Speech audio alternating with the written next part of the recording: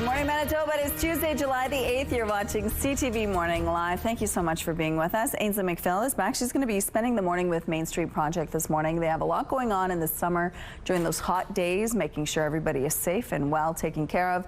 They've also just been awarded a new deal with the city. So we're going to break that down for you throughout the morning. But first, your headlines. Northern Manitoba wildfires escalate. One community on the road, another on alert as the situation shifts hour by hour. In BC, while one community comes home, another is still under threat, the uneven battle against wildfires. And cool or not, science says it's personality-based. So if you're not cool, congratulations, you're officially a limited edition. We know who's cool.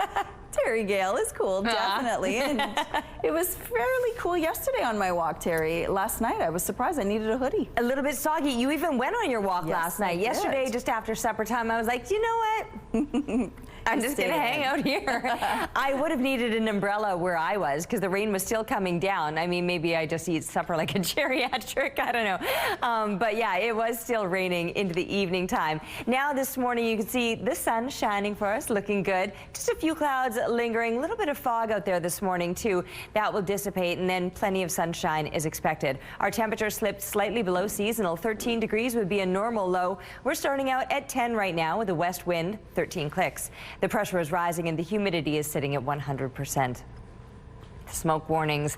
As far as most of the province go, it remains in place just as it was yesterday with that statement issued. But the actual air quality warnings are in place for the Thompson area and surrounding. So again, air quality may not be ideal. It's not terrible. Once we get into that purple zone around the province, then it's certainly much worse. But there are some places already having reached that level. Clear conditions for the most part. Like I said, there's a little bit of fog out there this morning. That will dissipate, and then plenty of sunshine is expected. Sunshine or smoky conditions, depending where you are, as that smoke is far worse up through parts of northern Manitoba. Not a lot of change today. No relief from rain. We got that rain yesterday, a nice solid soaking, but northern Manitoba never really did see much. You may, however, later on this week, late into the Wednesday evening and then continuing into Thursday, northern Manitoba could be seeing some precipitation.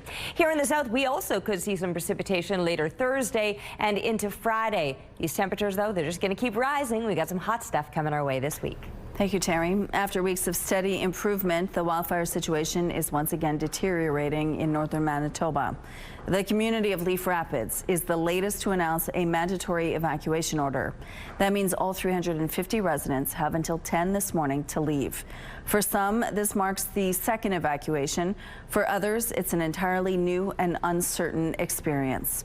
CTV's Harrison Shin spoke to one Leaf Rapids woman fleeing the fires. This Winnipeg Community Center was filled with rain Monday morning. By Tuesday, it will be filled with people getting out of harm's way. The town of Leaf Rapids is now under a mandatory evacuation order due to wildfires. Liz Sherrier lives there and says she isn't surprised. We've known that this was a potential for the last few days, so I think everybody's pretty much been ready to go if we have to, but it's still stressful because we don't know. The big question for Leaf Rapids' 350 residents is what now? We don't know. What is it like for us when we get there? Are the accommodations there for us? And also, a lot of our people here don't have vehicles. She and others are headed for Winnipeg, and they have to be out by 10 a.m. Tuesday. And 576 residents from the town of Lynn Lake are evacuating to Brandon because of a new fire. And it's the second time they've had to flee in just over a month. This fire that we're dealing with right now, fire number 42, is a new start that happened I think 5 days ago. This time around, things went smoother. I advocated very hard with the province this time to get flights out of the community. They went straight to Brandon. In this thickening situation, Sherrier says that remembering this important principle will help everyone. I think the biggest thing right now is we all really need to help look out for one another. And if you can help someone, because we're all facing a hard time right now. Harrison Shin, CTV News, Winnipeg. Officials say there have been so far 235 wildfires in Manitoba this season. That is well ahead of the 20-year average of 187. People living near the Kelowna airport can wake up in their own beds this morning after an evacuation order was lifted last night. These fires can start at any moment and can spread quite quickly. And so just continuing to remind people to have their grab and go bags ready, make sure their insurance policies are up to date, make sure they understand their insurance policies. The fire broke out Sunday afternoon, forcing 7 homes to be evacuated. 100 other homes were under an evacuation alert. Flights at the airport were also canceled. The fire is now considered held, meaning people could return home as of 6 p.m. last night. Flights have also resumed.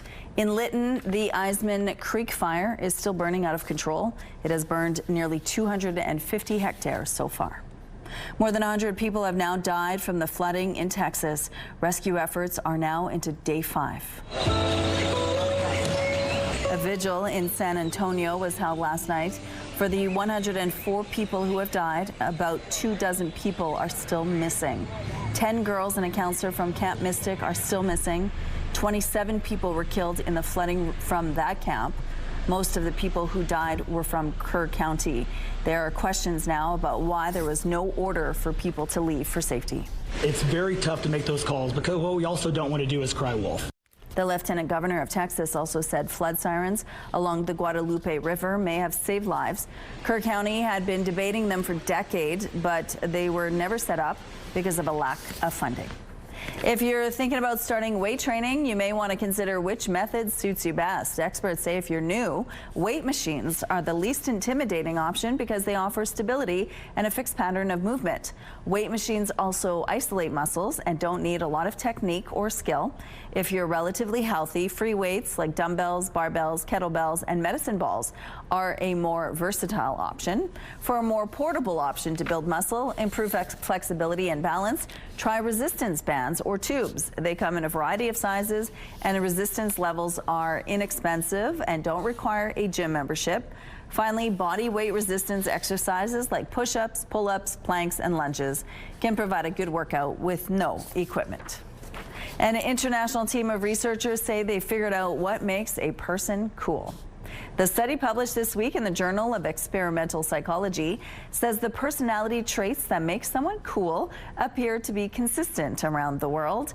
The study involved nearly 6,000 people across a dozen countries and found those considered cool are perceived to be more extroverted, hedonistic, powerful, adventurous, open, and autonomous. And the other universal thing researchers discovered is that these cool traits are something you either have or you don't have. They can't be taught. A Manitoba dancer's dreams of performing on an international stage has become a reality. Yeah, I always dreamed about performing in front of thousands of people at night. Alexa Case now does that in 2 shows 6 nights a week at the Moulin Rouge in Paris. She began dancing at Stepping Time Studio in Brandon at the age of 3, later taking a pre-professional program in Toronto at 18. Last fall, she auditioned for the famed cabaret troupe, scoring a spot in their cast and making her debut in the Can-Can this past April. Case is one of 4 Canadians dancing with the cabaret. Being here at the Moulin Rouge, it's an accomplishment that, yeah, I've dreamt about for a long time. And it's a really surreal feeling, getting to wear all these beautiful costumes. For the young dancers who one day hope to follow in her footsteps, Case says don't let where you grow up limit your dreams and take every opportunity that presents itself, because you never know when your own moment will come. Good for her. Here's a look at what's happening on Portage Avenue. Things are moving well to start off this Tuesday morning. No issues to tell you about. If you see problems on the streets, please let us know. Let's go now to Ainsley McPhail, who's live this morning at Main Street Project. Good morning. Good morning, Rochelle. Yes, I have my hard hat on right now. A construction project that's been about 3, 4, 5 decades in the making and will be complete in September. Of course, Martha Street, Main Street project, the 2-story, 22,000 square foot building, originally constructed before the 50s, but it's going to allow for 34 housing units for those transitional housing. Now, when we talk about the existing housing that Main Street Project has with the Bell Hotel, 42 suites, that's permanent, the Mainstay that is about 40 suites, and as well as the partnership they have with Siloam Mission. So they're doing the best they can to get as many people housed in this community. We're going to be talking about exactly the landscape and what this project really means for the Winnipeg community. All right, thank you. You look good in a hard hat. Thanks, Ainsley. Terry, here are a couple of best friends rolling into parenthood together. Check this out. These two are loving dad life. Every day they strap on their rollerblades and turn their neighborhood into their own personal roller rink. Matching strollers are a must-have for these daily dad dates. That's amazing. Those kids are going to grow up together and I love it. Seeing what it's like to be active and playing outside, and it's a good day to be outside right now. You know, yes, but I put a layer on. I'm sad that I came out here without a jacket or a sweater. I didn't even bring a jacket today, to be honest with you, because I looked at the weather, as a lot of people tend to do. We look at the weather, we look at the high temperature that it's going to be, and I'm like, oh, 26 degrees. Who needs a jacket? Well, it's only 10 degrees right now, very damp. The humidity is high. The sun barely getting above the buildings downtown now as it's rising a little bit later each morning. And I do wish I had a sweater on as I'm standing out here right now. 10 degrees, as I mentioned. The breeze on the lighter side out of the west is just 14 kilometers per hour. The pressure rising, and that humidity is high at 100% this morning. But the sun is up now. There's a little bit of haze out here this morning, a little bit of fog that's going to be dissipating, and then plenty of sunshine is expected through the day. You won't need a jacket much longer than these early morning hours. And like I said, even a jacket is probably a little bit of an overreach. A light sweater, just an extra layer. A lot of people would find this to be very comfortable. What am I? Anyway, it is going to be warming up today. Warmer than yesterday, sunnier than yesterday, still with the light wind and 26 degrees on tap. It's going to be beautiful, and it's going to get hotter in the days ahead. Taking a break right now. We'll be back with more CTV Morning Live. Weather brought to you by Blinds Are Beautiful at 900 Lorimer Boulevard, featuring Hunter Douglas shades.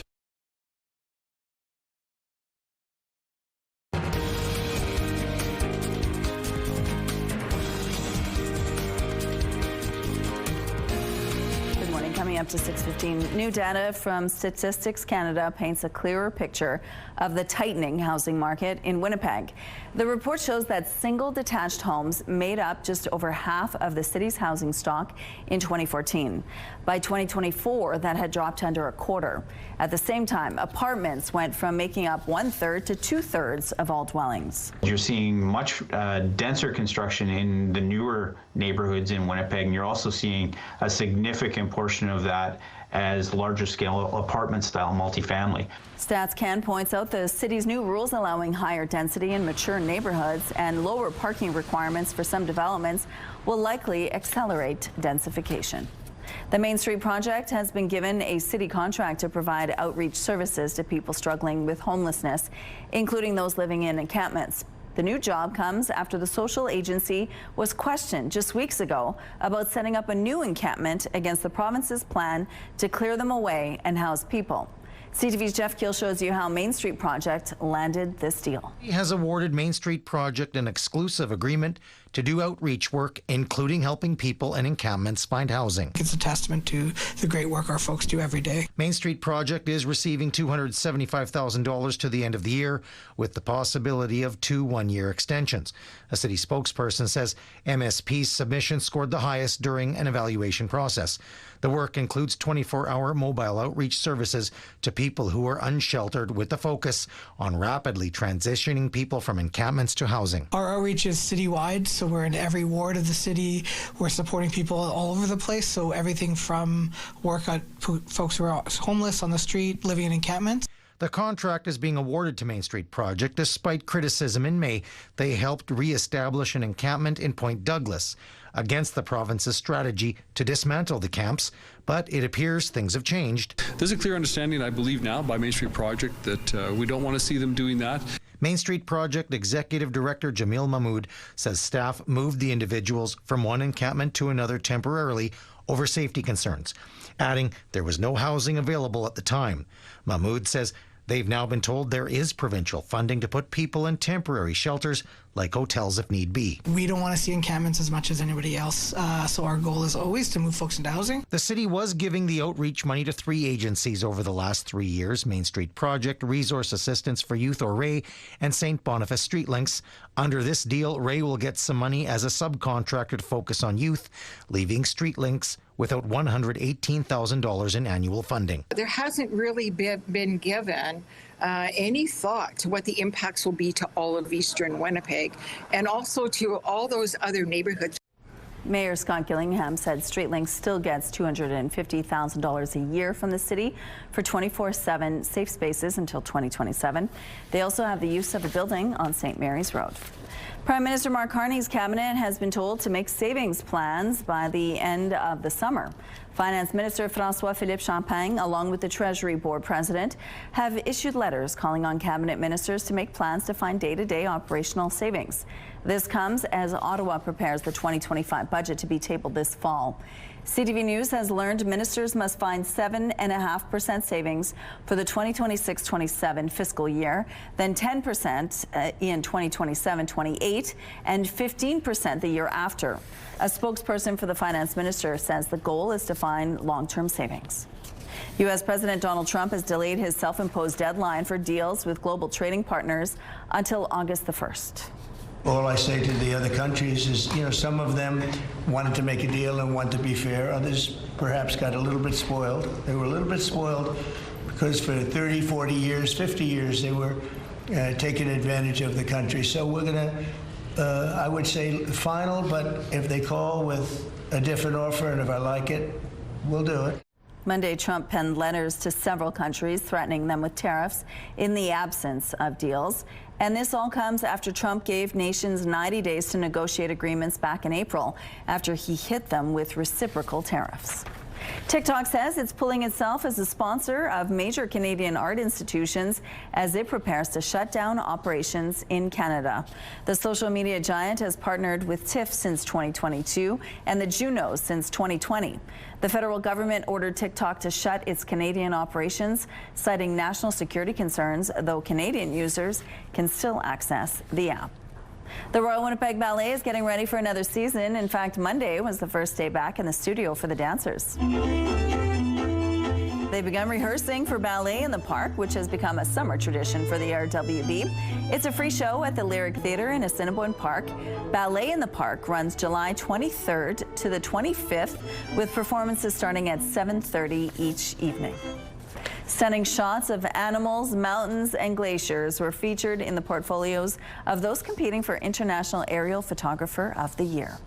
Photos like this one of a spinner shark hunting a school of fish were featured in the winning portfolio taken by Joanne Steidel from New York. Organizers received over 1,500 entries from around the world by photographers taking shots from above, often using drones or from planes or helicopters.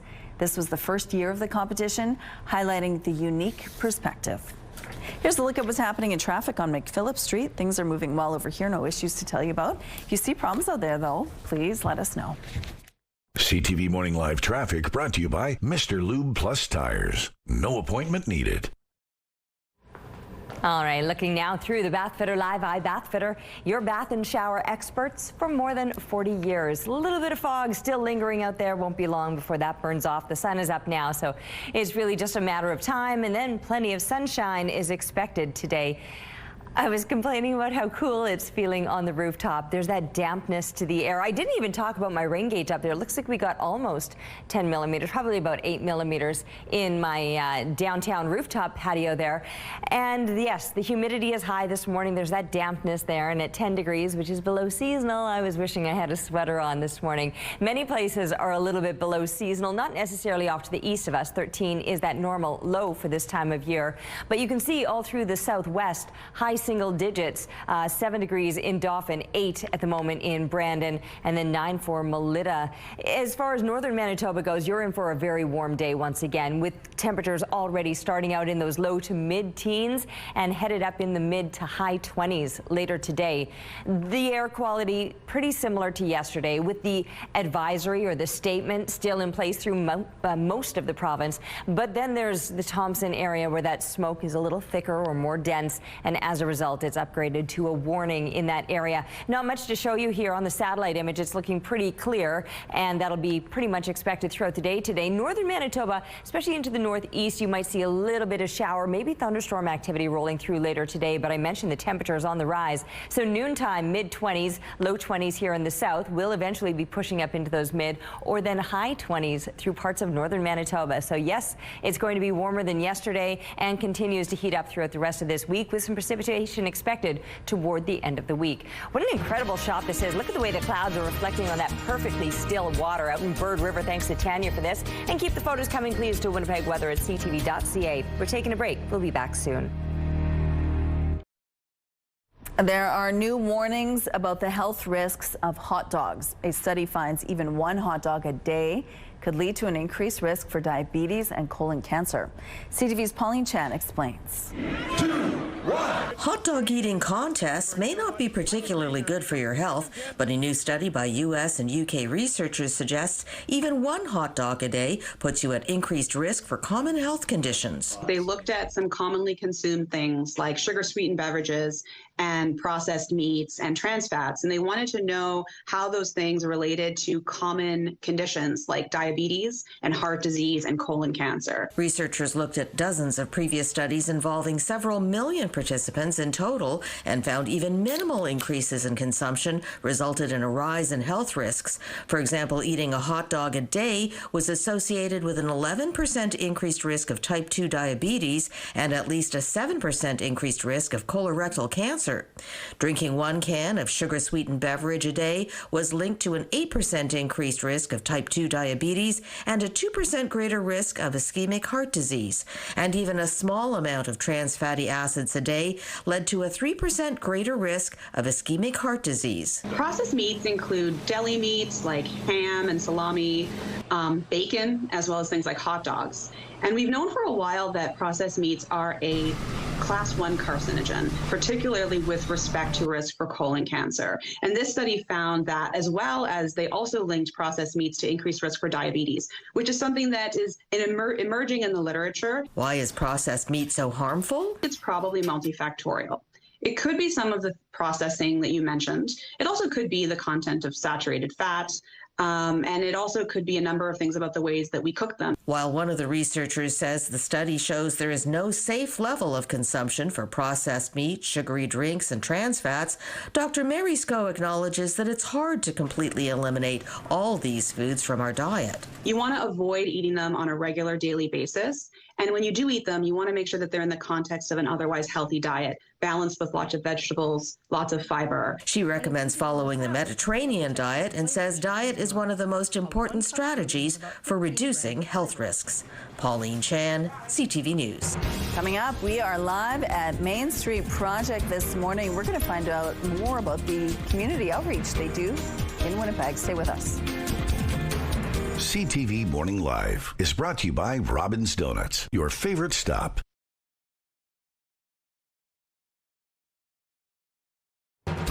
Clear and bright outside. I shouldn't say clear. Very few clouds, but a little bit of fog. Behind the fog, once it burns off, we're going to be seeing plenty of sunshine. Oh, look who's back. It's Bud the Bug. 10 degrees. Oh, do you know what we noticed yesterday? By the end of the show, we noticed, I think there's 2 buds. They're buddies. 10 degrees, west winds 14 kilometers per hour, the pressure rising and the humidity sitting at 100%. I'm really glad that Bud has a friend up there. They'll be entertaining for us so long as they stick around. Anyway, sticking around still is the smoky air, or at least hazy air in a lot of places. That's more the yellow that you're seeing.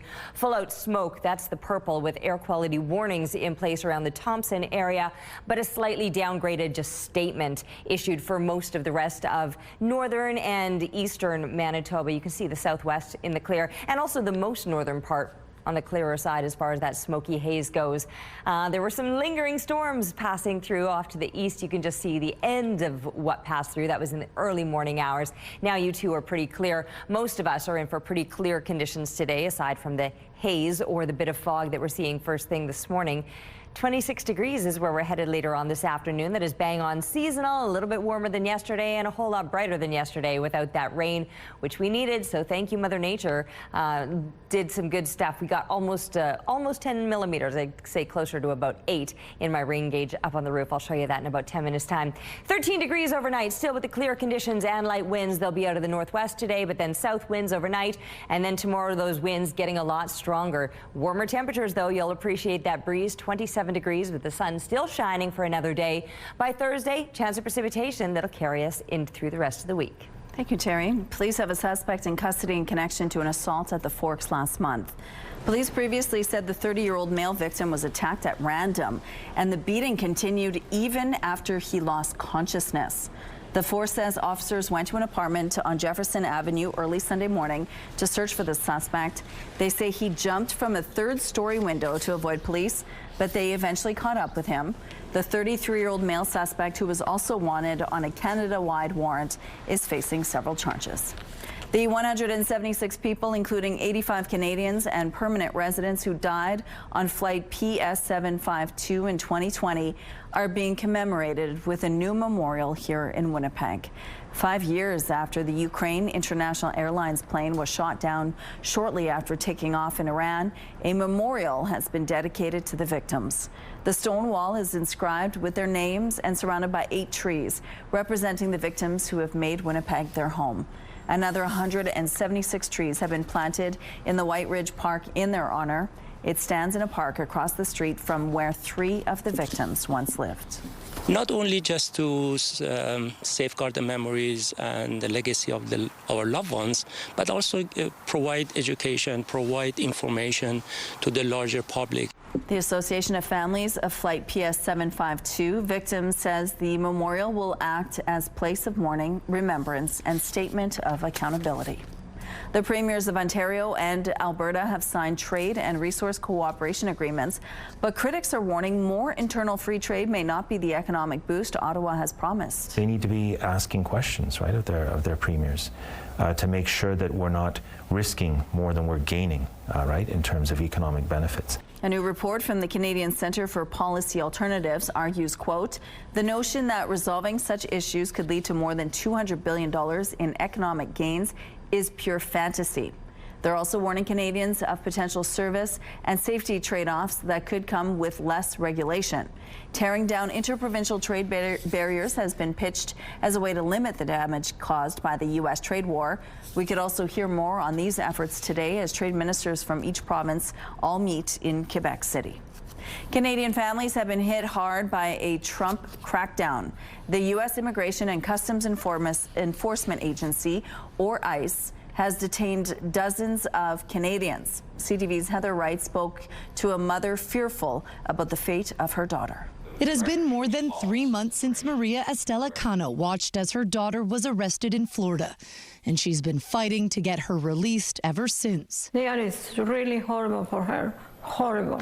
You say they punish people for nothing. Cano says her daughter, Paula Callejas, was taken into custody after a fight with her then boyfriend. She scratched him after being shoved to the ground. The Canadian designer was living in Florida where she was building her swimwear business and waiting for her visa application to be processed. After being charged with a misdemeanor, she was handed over to Immigration and Customs Enforcement known as ICE. Since then, Callejas has been moved to multiple detention centers, sometimes crammed 6 people to a cell. She is currently in Arizona, where her anxiety medication has been taken away, and the family says they are struggling to get basic information about her case. She's scared too much. She's scared.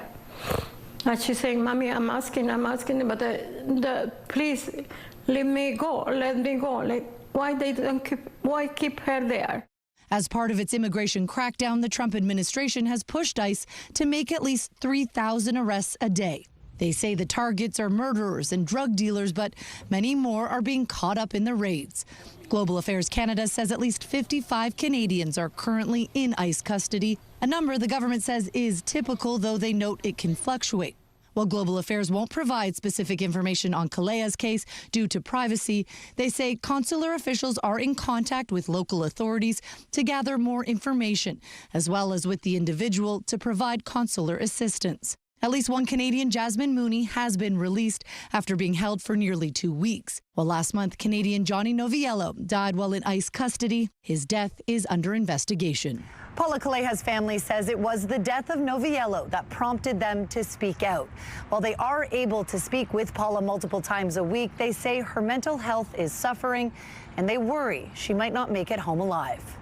Heather Wright, CTV News, Mississauga, Ontario. There is a new way to test people who may need to go gluten-free. This test, developed in Australia, is about to identify cells in the bloodstream unique to people with celiac disease.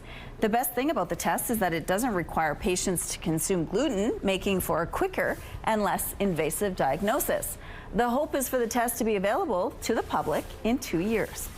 Here's what's happening now on the Norwood Bridge. Looks like things are really good over here. No issues to tell you about.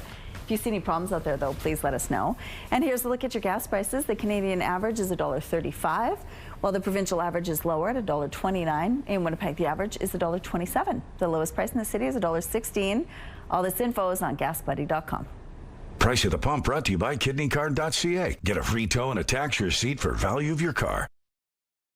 Let's go back now to Ainsley McPhail, who is live with Main Street Project this morning. We're going to talk about some housing right now. Good morning, Ainsley. Good morning, Rochelle. And what looks like construction on Martha Street will become, in September, transitional housing for 34 individuals. Anna Ziprick joins me now to explain.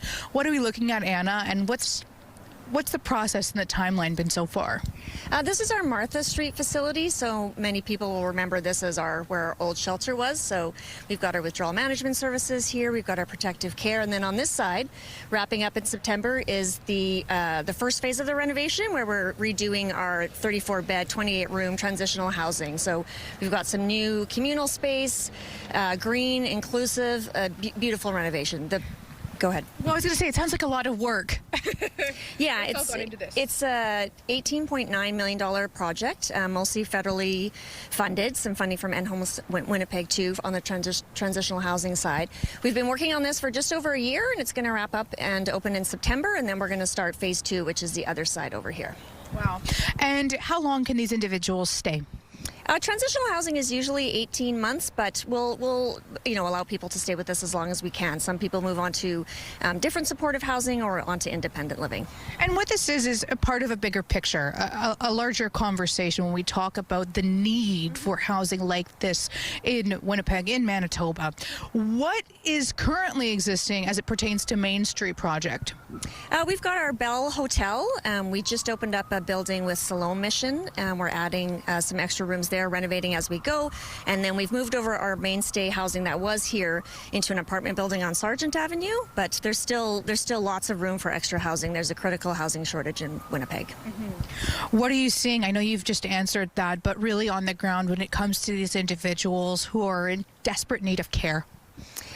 Just a severe shortage and decades of not investing in social housing, and so we're going as fast as we can, creating new spaces, renovating spaces to help people exit out of homelessness. Mm-hmm. Yeah, and it's really important that we show this as well, develop this conversation, and continue learning about the important services at Main Street Project. We'll have more at 7:27. Okay, thank you, Ainsley. Let's go out to the rooftop now. Oh, you found a jacket because you need it to start the day today. You know, and as I was getting it, it made me think of, the number of times that, like, as parents say, we want to kind of like swoop in and our kid forgets something and we show up quickly. So, they give us that call from school, a little different than back in the day when our folks would be just like, oh, tough it out. You tough it out, as I did last hit. I'm not going to forget again, right? You don't do that kind of thing twice when you actually have to endure the consequences of your own actions.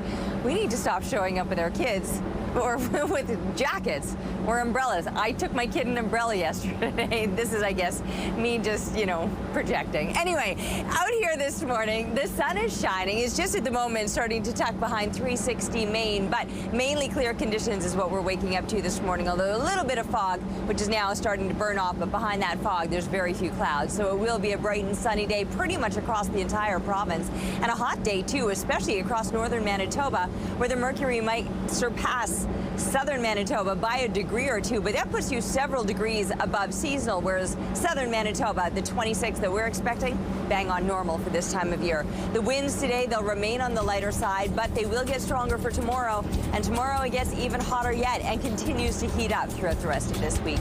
We're taking a break. We'll be back with more CTV Morning Live. CTV Morning Live weather brought to you by ABC Fire and Safety, your CO2 refill store. Looking at the early markets, futures are mixed ahead of the open. Dow futures are down 43 points. NASDAQ futures are showing early strength, up 55. S&P futures are also higher, up 6 points. The Canadian dollar seeing a slight dip this morning. Overseas, the Hang Seng is on the rise, up 260 points. And Japan's Nikkei is also climbing up 101 points. Good morning, it is 6:45. A 15-year-old boy has died after the dirt bike he was driving hit a deer. It happened Saturday night on a rural road southeast of Valley River. Dauphin RCMP say the boy had left his home on the dirt bike and was traveling on Road 114 West when he hit a deer and was thrown from his bike. Emergency medical services took the boy to hospital where he died from his injuries. RCMP say the boy was not wearing a helmet. An escaped convicted killer is believed to have crossed the border from Quebec to Ontario, with a manhunt now underway in both provinces.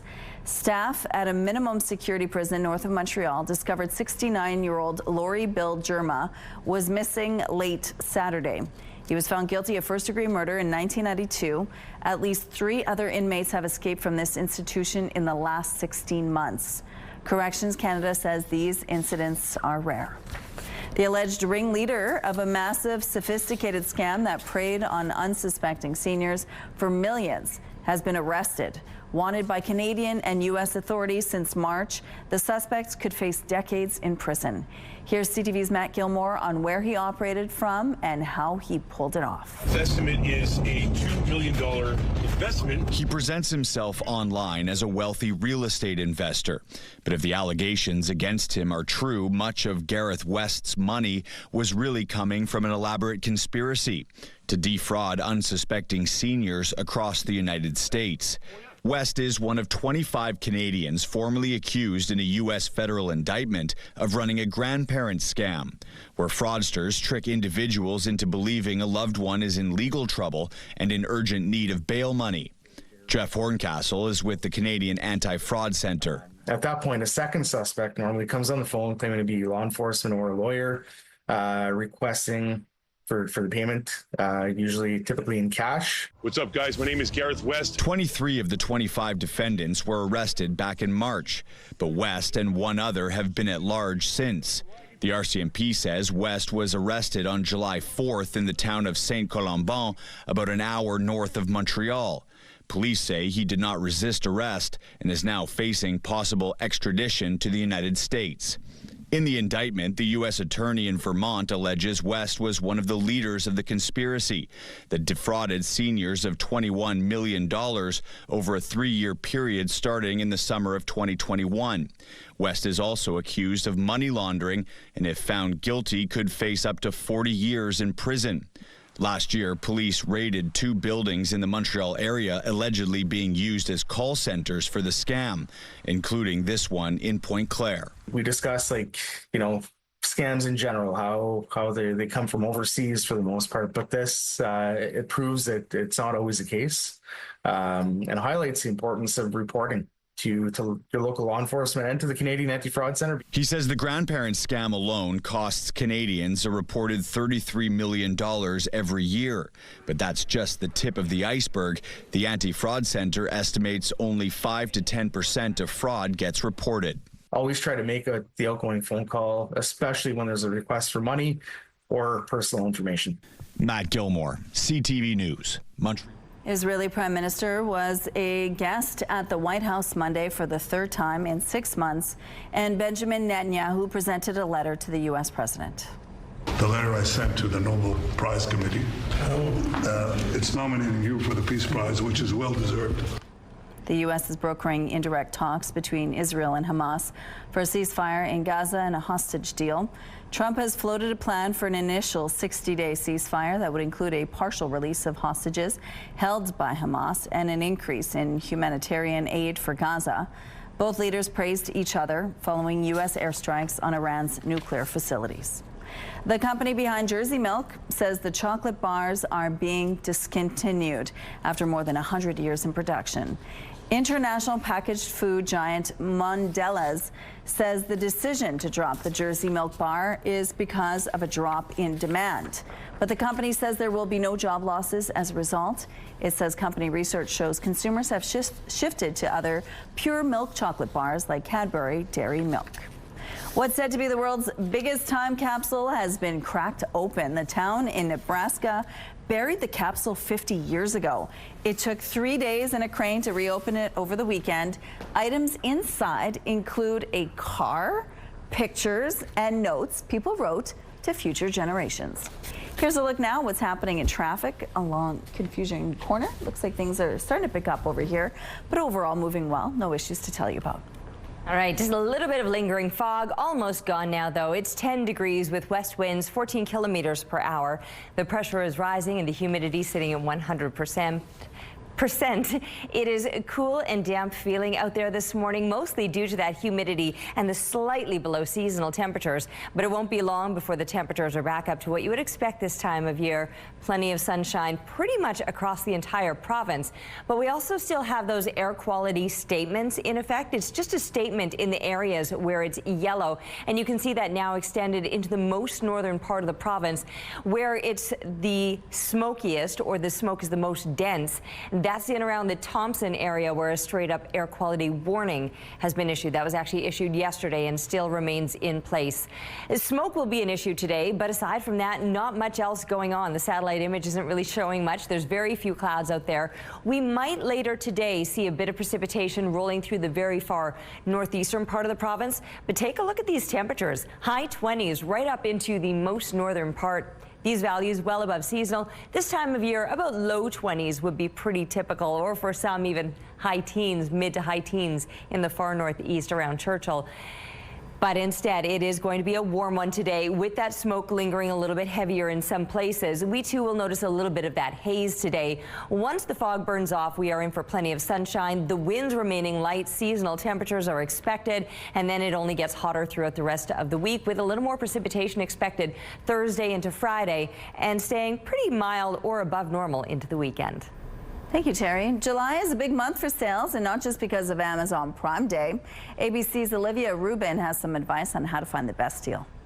It's July. The temperatures are hot, and apparently, so are the sales. Savvy shoppers looking to score big deals are in luck. Retailers like Amazon, Target, and Walmart all offering sales this week. There's a really strong pull and push to really buy now in July, and that's because the summer sales are suddenly all around us. For certain categories like back to school shopping, or if there's an appliance you really need, summer can actually be a great time to get a good discount. Consumers have more chances than ever to save money if they plan properly. You always want to shop around and compare prices. Clothing is another category where you can get some great discounts in July.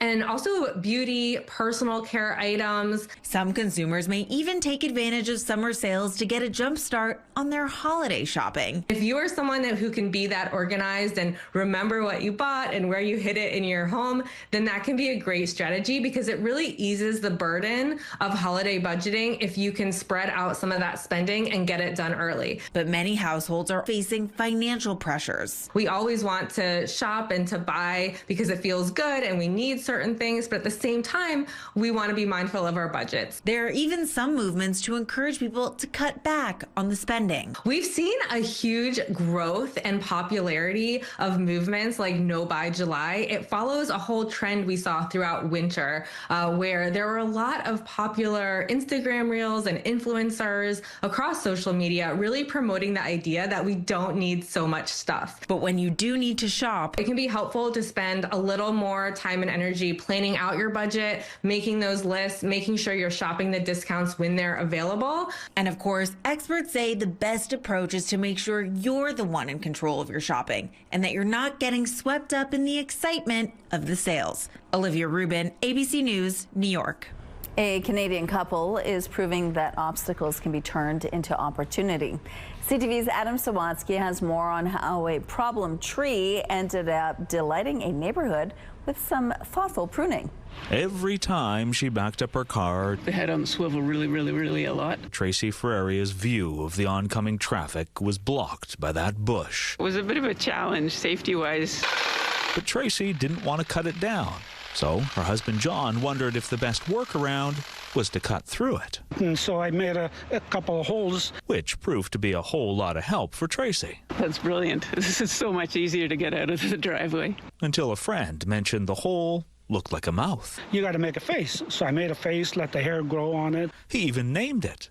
But despite John's best efforts, the dude seemed to be somewhat dour. I said, you got to do one on the other side that's happy. So John made the other side smile, which not only inspired passing people to share appreciative comments, but leave presents too. Then left a beer there for me to say thank you. For Christmas, someone left a card and say thank you. Because every season, Tracy and John find some way to make the dude even more dynamic. For Halloween, I have a mannequin that I stuffed in its mouth there. While the grumpy side can get ghoulish, the smiling side is happy to hop at Easter or ho ho ho come Christmas. I sewed a really big Santa hat to put on it. But when it comes to celebrating our country, there's a consensus that both sides fly flags attached to hockey sticks. In today's world, I think we need to do happy stuff.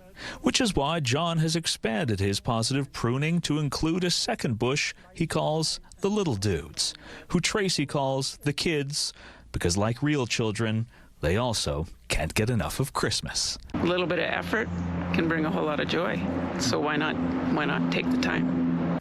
Adam Sawatsky, CTV News, Saanich. That's so sweet. Well, it's that time of year again, and CTV and Chicken Chef want to know, how are you soaking up the Manitoba sunshine? Whether you're roasting marshmallows under the stars or dancing at your favorite festival, we want to see the special moments that make your summer shine. Upload a photo of your Manitoba Summer Fun for a chance to win the $5,000 grand prize. You'll also be in the running for daily draws and tasty surprises from Chicken Chef. Plus, you could win one of 4 $250 gift cards from Wine Sense. So snap that perfect shot and share your summer with us today. We're going to take a break here. We'll be back after this with your 7 o'clock headlines.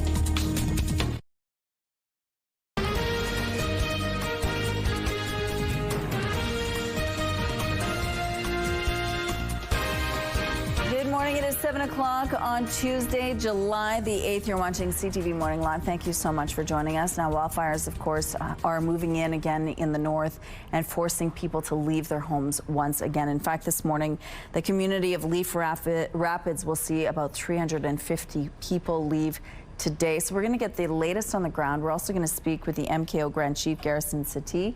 So stay with us for that. But first, your headlines. Wildfires force evacuations in northern Manitoba. Leaf Rapids residents told to leave as fires grow near Thompson. Plus, deadly floods devastated parts of Texas. Over 100 lives lost and many still missing as rescue efforts continue. And while invasion hits Nova Scotia's green bins, raccoons, seagulls, and a rescue center pushed to the limit. Bringing in Terry now. It was a cool start to the morning today. Even last night it was cool on my walk, but it's going to warm up. Yeah, I mean, it was a below seasonal day yesterday and certainly soggy. We had showers, thunderstorms throughout the afternoon. I've been saying up on the rooftop that I've been, or my rooftop rain gauge is registering about 8 millimeters from what came down yesterday. Not likely to see any more of that today. The sky will be clearing out. There's just a little bit of lingering fog, but already starting to dissipate. It's 10 degrees with a light wind out of the west this morning. The pressure rising and the humidity sitting at 100%. It's those cool temperatures and the high humidity this morning making it feel a little bit chilly. But we've also got the smoke lingering, and we do need to mention that The air quality map is looking very similar to yesterday, although it's extended now a little bit further into the most northern part, much of eastern Manitoba and the northwest. And then where it's purple, that smoke a little bit thicker and more dense. That's a straight up warning as opposed to the advisory or statements that have been issued throughout the rest of the province. Not much happening in the province, though, aside from the smoke. It is going to be a bright and sunny day today. Maybe not too bright, more hazy bright, if you will. The far northeastern part of Manitoba may see a little bit of precipitation. There you can see, well, it's gone now. A little bit passing through. That'll be into the afternoon. The chance of showers or some thunderstorms today. Hot temperatures expected across northern Manitoba, well above seasonal. Here in the south, we'll be hitting about what is normal for this time of year, 26 degrees, so warmer than yesterday, and we'll feel that. But northern Manitoba could be up into the high 20s. Another round of precipitation begins for tomorrow across northern Manitoba, then central Manitoba. We could start to see that into Thursday afternoon and evening, continuing into Friday, getting a little bit soggier by the end of the week, but also a little bit warmer as the temperatures keep climbing. Our art today from 6-year-old Maya. Thank you for this one, the little penguin in his swim trunks. Loving what you've done here. We want to see your art, so draw, color, or paint for us. Send that picture to Winnipeg Weather at ctv.ca. Thank you, Terry. After weeks of steady improvement, the wildfire situation is once again deteriorating in northern Manitoba. The northern community of Leaf Rapids is the latest to announce a mandatory evacuation order. That means all 350 residents have until 10 this morning to leave. Leaf Rapids is about 900 kilometers north of Winnipeg. The fire is roughly 14 kilometers southwest of the community. And a fire burning near Thompson has prompted that city to declare a local state of emergency and tell its 13,000 residents to be prepared to leave at a moment's notice. That fire is about 15 kilometers north of the city and has grown to 60 square kilometers. But officials say the city is not in danger for now. At the moment, the community is not at risk, but just like the town, the city of Thompson is planning, just like the province plans, it's important for individuals to plan too and have go bags and that sort of thing ready should it be needed. Manitoba is actively planning and looking at accommodation supports that would be available should portions of Thompson or the city have to evacuate. What is more certain is that wildfires are now roaring back. There are currently 81 active wildfires, a jump from 64 only 3 days ago. Officials say 16 of those are or have the potential to impact communities. They say lightning is responsible for the dramatic upswing in fire activity. When numbers were really escalating, we were seeing over 25 new fires every 24-hour period popping up. So I think, as we've mentioned before here, when lightning strikes, it can take 3 to 5 days, sometimes even longer, for that smoke to pop up. So that's what we're dealing with now, is a lot of starts from lightning and more forecasted on the horizon, unfortunately. Christine Stevens with the Manitoba Emergency Management Organization said 7 communities, Lynn Lake, Leaf Rapids, the Wallace Cottage Association, Marcel Colombe First Nation, Matthias Colombe First Nation, Tatasqueyac, and parts of Nopaming have evacuated due to wildfires. Meanwhile, some residents are being evacuated for a second time, while for others, it's a new unknown. CTV's Harrison Shin spoke to one Leaf Rapids woman fleeing the fires. This Winnipeg Community Center was filled with rain Monday morning. By Tuesday, it will be filled with people getting out of harm's way. The town of Leaf Rapids is now under a mandatory evacuation order due to wildfires. This Sherrier lives there and says she isn't surprised. We've known that this was a potential for the last few days, so I think everybody's pretty much been ready to go if we have to, but it's still stressful because we don't know. The big question for Leaf Rapids' 350 residents is, what now? We don't know. What is it like for us when we get there? Are the accommodations there for us? And also, a lot of our people here don't have vehicles. She and others are headed for Winnipeg, and they have to be out by 10 a.m. Tuesday. And 576 residents from the town of Lynn Lake are evacuating to Brandon because of a new fire. And it's the second time they've had to flee in just over a month. This fire that we're dealing with right now, fire number 42, is a new start that happened, I think, 5 days ago. This time around, things went smoother. I advocated very hard with the province this time to get flights out of the community. They went straight to Brandon. In this thickening situation, Sherrier says that remembering this important principle will help everyone. I think the biggest thing right now is we all really need to help look out for one another. And if you can help someone, because we're all facing a hard time right now. Harrison Shin, CTV News, Winnipeg. Officials say there have so far been 235 wildfires in Manitoba this season. That is well ahead of the 20-year average of 187. More than 100 people have now died from the flooding in Texas. Rescue efforts are now into day 5. A vigil in San Antonio was held last night. For the 104 people who have died, about 24 people are still missing. 10 girls and a counselor from Camp Mystic are still missing. 27 people were killed in the flooding from that camp. Most of the people who died were from Kerr County.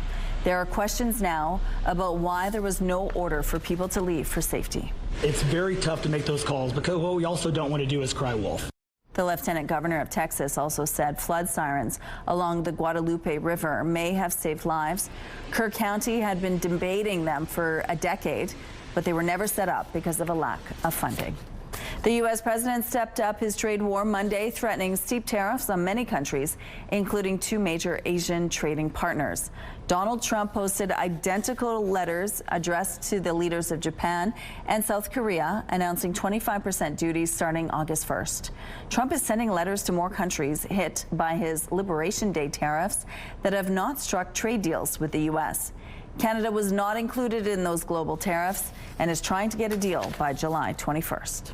An animal rehab center in Nova Scotia says they're nearly taking care of more raccoons than they can handle. There's not a day goes by this time of year that we don't get a call on at least 1 or 2 raccoons that are trapped in green bins. Seagulls are another issue and also getting stuck in green bins. Hope for Wildlife says ways to keep critters out of their green bins include using an elastic cord to shut the lid tight.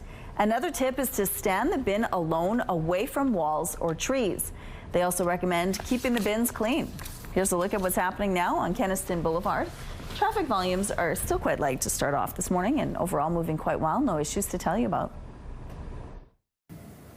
Canada's benchmark stock index, the S&P TSX Composite, fell slightly yesterday and will begin today's trading day at 27,020 points. It's up about 9.25% so far this year. U.S. stocks also fell yesterday, but futures contracts on the 3 main U.S. stock indices were mainly higher this morning. U.S. President Donald Trump's trade tariffs are affecting the number of deals available during Amazon's big Prime Day sales event. That event begins today, but some merchants say they cannot afford to offer discounts this year because they have boosted prices to account for added costs from tariffs. Bloomberg News cited the example of a maker of aluminum trays who usually sells his products at cost during Prime Days, but he's not cutting prices at all this year because his trays have been subject to 50% U.S. tariffs.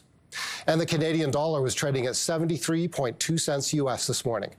From the BNN Bloomberg Newsroom in Toronto, I'm Paul Bagnall. Let's go back now to Ainsley McPhail, who's live at Main Street Project there. They are in the midst of construction. Good morning.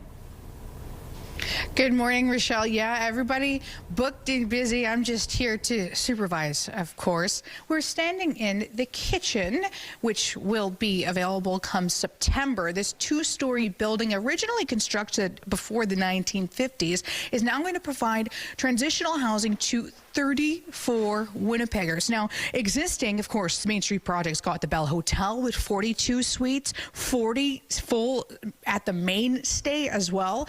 And so we're painting a picture of the need, the broader need, and the bigger picture. So we're going to be learning about mobile outreach. They've got a partnership with Resource Assistance for Youth. They've got the one mobile van that's going to be helping Manitobans in the extreme heat days, providing water and things of that nature. And we're learning about what they may need tangibly, too. So it all encompasses a bigger piece to a puzzle, and we've got a conversation at 7:27 with its Executive Director. Okay, sounds good. Thank you, Ainsley. Let's go out to the rooftop now. How's it feeling out there, Terry? Still a little bit cool feeling, that dampness in the air, but the sun is up. It's going to be warming us up quickly today. I'll show you my rain gauge because I've talked about this a couple of times, but no, I actually talked first about how cold I was and then about how my kid didn't take an umbrella yesterday. So today I'm going to show you, I'll hold it straight so you can see, coming in right at just underneath the 10 millimeter mark, about 8 millimeters of rain is what we got. So that's just from yesterday afternoon. We're not going to be seeing much more precipitation now for a couple of days, just instead the heat of it all. 11 degrees is where we sit right now with just a light breeze. It's out of the west-northwest, 15 kilometers per hour. The pressure rising and the humidity sitting at 100%. So still noticing that dampness to the air. My rooftop pool is full. Very few clouds out here this morning. I was talking about a little bit of fog, and you can still see just a little bit of that foggy haze out here.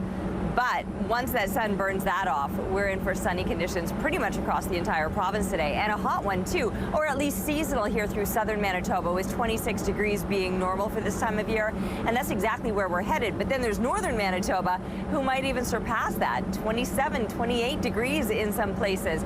The far northeast, Churchill, Gillam, you might see a shower or a thunderstorm, but aside from that, it's looking to be pretty dry for today. Better chance of some precipitation across northern Manitoba tomorrow. We could be seeing that Thursday into Friday. CTV Morning Live Weather brought to you by Canadian Footwear, helping you find the perfect fit. Let's check in now on our question of the day. We want to know, what's your favorite summer activity in Manitoba? Our question of the day has moved off of Twitter, so now we want you to text your answer along with your name to 10400. Make sure to follow the automated instructions so we can feature your response. At CTV Morning Live, we're all about celebrating your amazing pets, whether they're furry, feathered, or scaly. Your Pet of the Week submissions are amazing. We want more. Whether it's dogs, cats, birds, or any other pet pals, send them our way. Drop your pet photos and a fun little story about them to Pet of the Week at ctv.ca. And then catch us every Thursday between 6 and 9 to find out if your pet is our Pet of the Week on CTV Morning Live. We're going to take a break here. We'll be back after this. Good morning, it is 7:16. Prime Minister Mark Carney's cabinet has been told to make savings plans by the end of the summer. Finance Minister François-Philippe Champagne, along with the Treasury Board President, have issued letters calling on cabinet ministers to make plans to find day-to-day operational savings. This comes as Ottawa prepares the 2025 budget to be tabled this fall. CTV News has learned ministers must find 7.5% savings for the 2026-27 fiscal year, then 10% in 2027-28, and 15% the year after. A spokesperson for the finance minister says the goal is to find long-term savings. WestJet has announced the first ever non-stop flight from Winnipeg to Costa Rica. I am an alluring concentration of beauty, rainforests, beaches, and biodiversity. The popular sun destination boasts wildlife, waterfalls, and beautiful beaches. WestJet will begin flying non-stop from Winnipeg to Liberia on the Pacific side of Costa Rica. The flights will be once a week starting December 19th. The airline also announced its other destinations for the 2025-26 season, including the Caribbean and the U.S., and more flights to Cancun and Puerto Vallarta, Mexico. The Mexico flights begin in late October. Porter Airlines is adding routes to Atlantic Canada this summer as demand to go south of the border drops. We go where the demand is. The overall PEI market is newer to us, but we've been able to grow our presence in there because people have tried us over the years and they want to keep trying us on all the markets they can. Porter Airlines is adding routes to Atlantic Canada this summer as demand to go south of the border drops. The airline is now flying daily between Toronto and Charlottetown. That's up from 4 times per week. They've also added to flights to Moncton and Deer Lake in Newfoundland. Porter says they're seeing 20% more domestic bookings from June through August than last year. An international team of researchers say they've figured out what makes a person cool. The study, published in the Journal of Experimental Psychology, says the personality traits that make someone cool appear to be consistent around the world. The study involved nearly 6,000 people across a dozen countries and found those considered cool are perceived to be more extroverted, hedonistic, powerful, adventurous, open, and autonomous. And the other universal thing researchers discovered is that these cool traits are something you either have or you don't have. They can't be taught. Now you know. Here's a look at what's happening on Pembina Highway. It looks like things are slowly picking up over here, but overall moving quite well. No issues to tell you about this morning. Traffic is brought to you by Curtis Carpets, Manitoba's flooring experts. Time now for some entertainment news. The Royal Winnipeg Ballet is getting ready for another season. In fact, Monday was the first day back in the studio for the dancers. They've begun rehearsing for Ballet in the Park, which has become a summer tradition for the RWB. It's a free show at the Lyric Theatre in Assiniboine Park.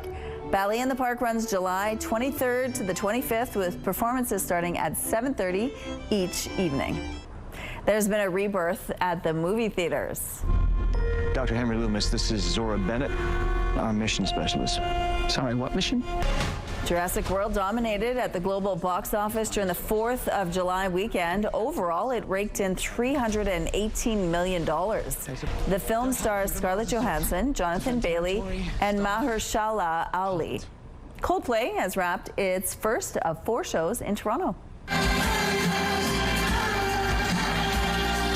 First time the band has played Toronto in more than 8 years. During the show, Chris Martin thanked the crowd for making their way to this weird stadium in the middle of nowhere. The concerts are happening at the new Rogers Stadium. Fans are reporting a smoother concert experience than the first ever show at the venue last week. People said there was better signage, more bathrooms, and more staff directing people out of the stadium. Coldplay will play their second show tonight, then 2 more on Friday and Saturday. Kick off your primetime lineup at 7 with E-Talk, then catch all the action on The Amazing Race Canada, and stick around as Battle of the Generations closes out the night at 10, only on CTV. All right, Brain and Terry now. We are in dire need of rain, especially in the northern parts of our province. Are we going to get any? It doesn't look like today is going to be the day. Perhaps tomorrow, a better chance of some precipitation in the areas that are needing it the most. Here's a look right now through the Bathfitter Live Eye. Bathfitter, your bath and shower experts for more than 40 years, and you can still see a little bit of that lingering fog out there this morning. We got rain here in southern Manitoba yesterday, almost 10 millimeters, 8 millimeters roughly is what my gauge on the rooftop was showing. So southern Manitoba did see some, but the areas that are needing it the most through central and northern Manitoba especially, not much fell yesterday. Not much will fall today. There are a couple of places up around Churchill-Gillam who may see a brief passing shower or thunderstorm. But again, it's thunderstorms that we don't need because lightning striking the dry conditions, and we were hearing people talking about it on the news yesterday, that it could take a couple of days to even see the smoke from where a lightning bolt struck. So lightning, not ideal, but the rain, certainly welcome. As far as temperatures go, it is going to be a warmer day than yesterday, even though we're starting out slightly below seasonal for many places here in the south, with 13 degrees being a normal low. Many of us just below that by a degree or 2, but we'll be getting back up to what is seasonal, whereas northern Manitoba above seasonal for you to begin the morning in the mid to even high teens, and temperatures will be ramping up today. We've got the advisories in place. The air quality advisory is all of the yellow with a straight up warning in the purple areas right around Thompson. Smoke there a little more dense.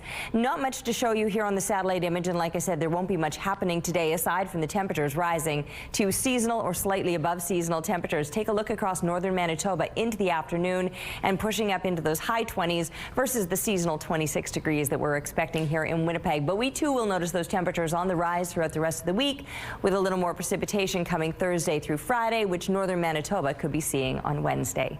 And our weather picture today is an absolutely stunning shot of that crystal clear, or at least still river. Bird River is what you're looking at there. Thanks to Tanya for the photo, and keep the pictures coming, please, to Winnipeg Weather at ctv.ca. Thank you, Terry. The cruise ship season has enjoyed a wave of economic success across Canada's east coast.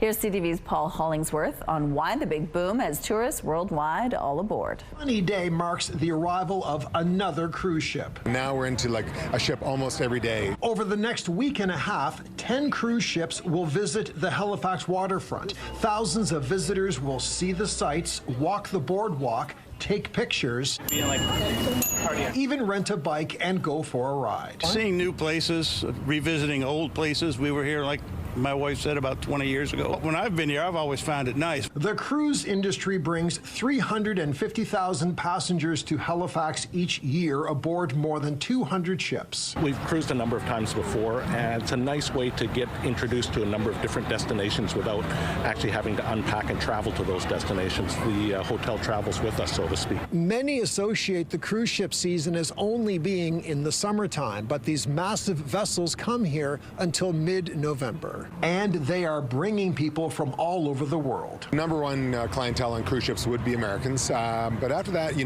get a lot of Canadians, we get a lot of Brits, a lot of Germans. When we're getting like a whole variety of cultures from all over Europe, more so than we've gotten in a long time. Overall, the number of visitors in Halifax grew almost 20% last year. Tourism operators predict, thanks to a busy cruise season, those numbers will grow even more in 2025. Paul Hollingsworth, CTV News, Halifax. Hey there, Lindsay Hamilton inside the Sports Center newsroom with your must-see moment from Monday, and it comes from the Rays and Tigers. We're going to the 8th inning here. Parker Meadows pops one up into foul territory. Junior Caminero tracking it. He cannot hold on to that ball. But oh no, takes a tumble into the netting. Fails to record the out, gets stuck in the front row. All in all, not his day, and he's really wedged in there. Needs some help to finally get back on his feet. One fan showing he actually broke the armrest off of one of the chairs. A little embarrassed, but I think Caminero just fine in that situation. Meanwhile, tonight on TSN, we have WNBA action between the Aces and Liberty. The reigning champs from New York have now lost 6 of their last 9 after starting 9-0. Tip-off of this game goes 7 p.m. Central Time. That's all for now from the Sports Center newsroom. Have a great day.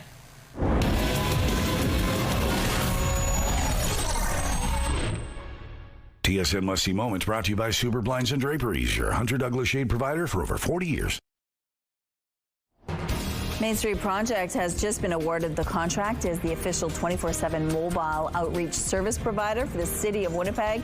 We're going to find out more what that means. Stay with us. Let's go back now to Ainsley McPhail, who's live with the Main Street Project this morning. Their 24/7 mobile outreach service has just received a big boost. Good morning, Ainsley. Good morning, Michelle, and we're going to learn all about it. Whether you're in the street needing care or needing that transitional housing, that's where these mobile outreach has the opportunity to do. Jamil Mahmood joins us now. He's the executive director. Tell us a little bit about the boost with this outreach. Yeah, we're super excited. We're super appreciative for the city for awarding this contract. This means we can continue our 24/7 citywide outreach. We're on the road every day of the year, 24/7, providing that support. So this allows us to continue that, to provide each ward in the city outreach services. So everything from calling for wellness checks to supporting people who are homeless or supporting people in distress. Folks can call us and we'll come and respond and provide support to your communities. Mm-hmm. And an extension of that, too, is a partnership with RAY, Resource Assistance for Youth. Tell us about that. Yeah, we've always worked very closely with RAY. They're the experts in youth outreach, and so it's really great to work with them collaboratively, be able to give them some funding as part of this as a subcontractor for this total agreement to make sure the youth are served really well, and then the hours that RAY's van isn't on the road, we'll also be supporting youth after hours as well. So it allows us to make sure that everyone in Winnipeg, including youth, have that 24/7 citywide outreach present. Mm-hmm. We've been talking about housing throughout the morning. How key is it to have the mobile outreach as an extension?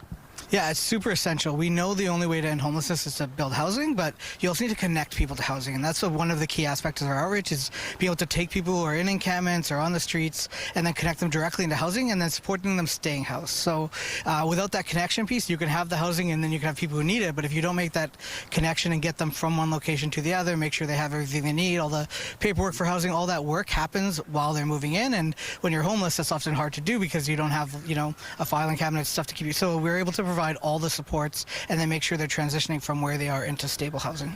Thank you so much, and it's such an appreciation too when we've got folks like Jamil being able to provide that perspective with the folks who are doing the real work here in Winnipeg. We're going to have more at 7:42. Okay, thank you, Ainsley.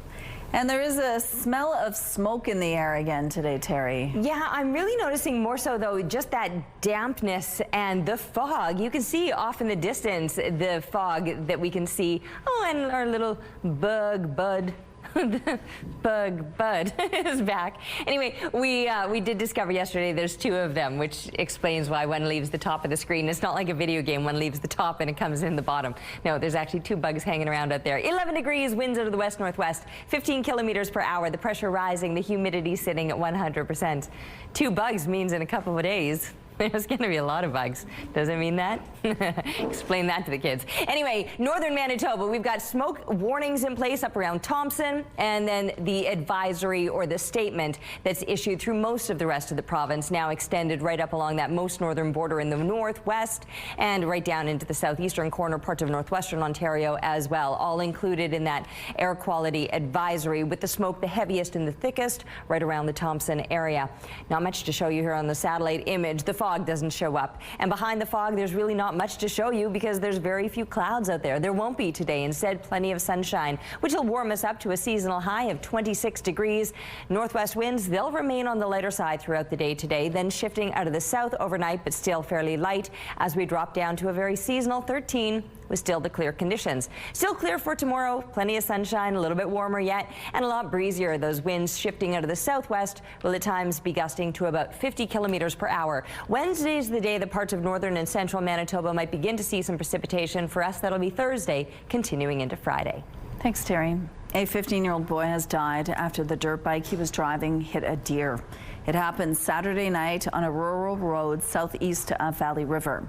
Dauphin RCMP say the boy had left his home on the dirt bike and was traveling on Road 114 West when he hit a deer and was thrown from his bike. Emergency medical services took the boy to hospital where he died from his injuries. RCMP say the boy was not wearing a helmet. A medical facility in Winkler was the site of the province's latest measles exposure. According to a Monday news release, health officials say it's the Winkler Medical Clinic located on 1st Street between 12:45 p.m. and 3:15 p.m. on July 2nd. That's last Wednesday. Anyone who was there during that time is asked to monitor for symptoms for about the next 3 weeks and check their immunization records.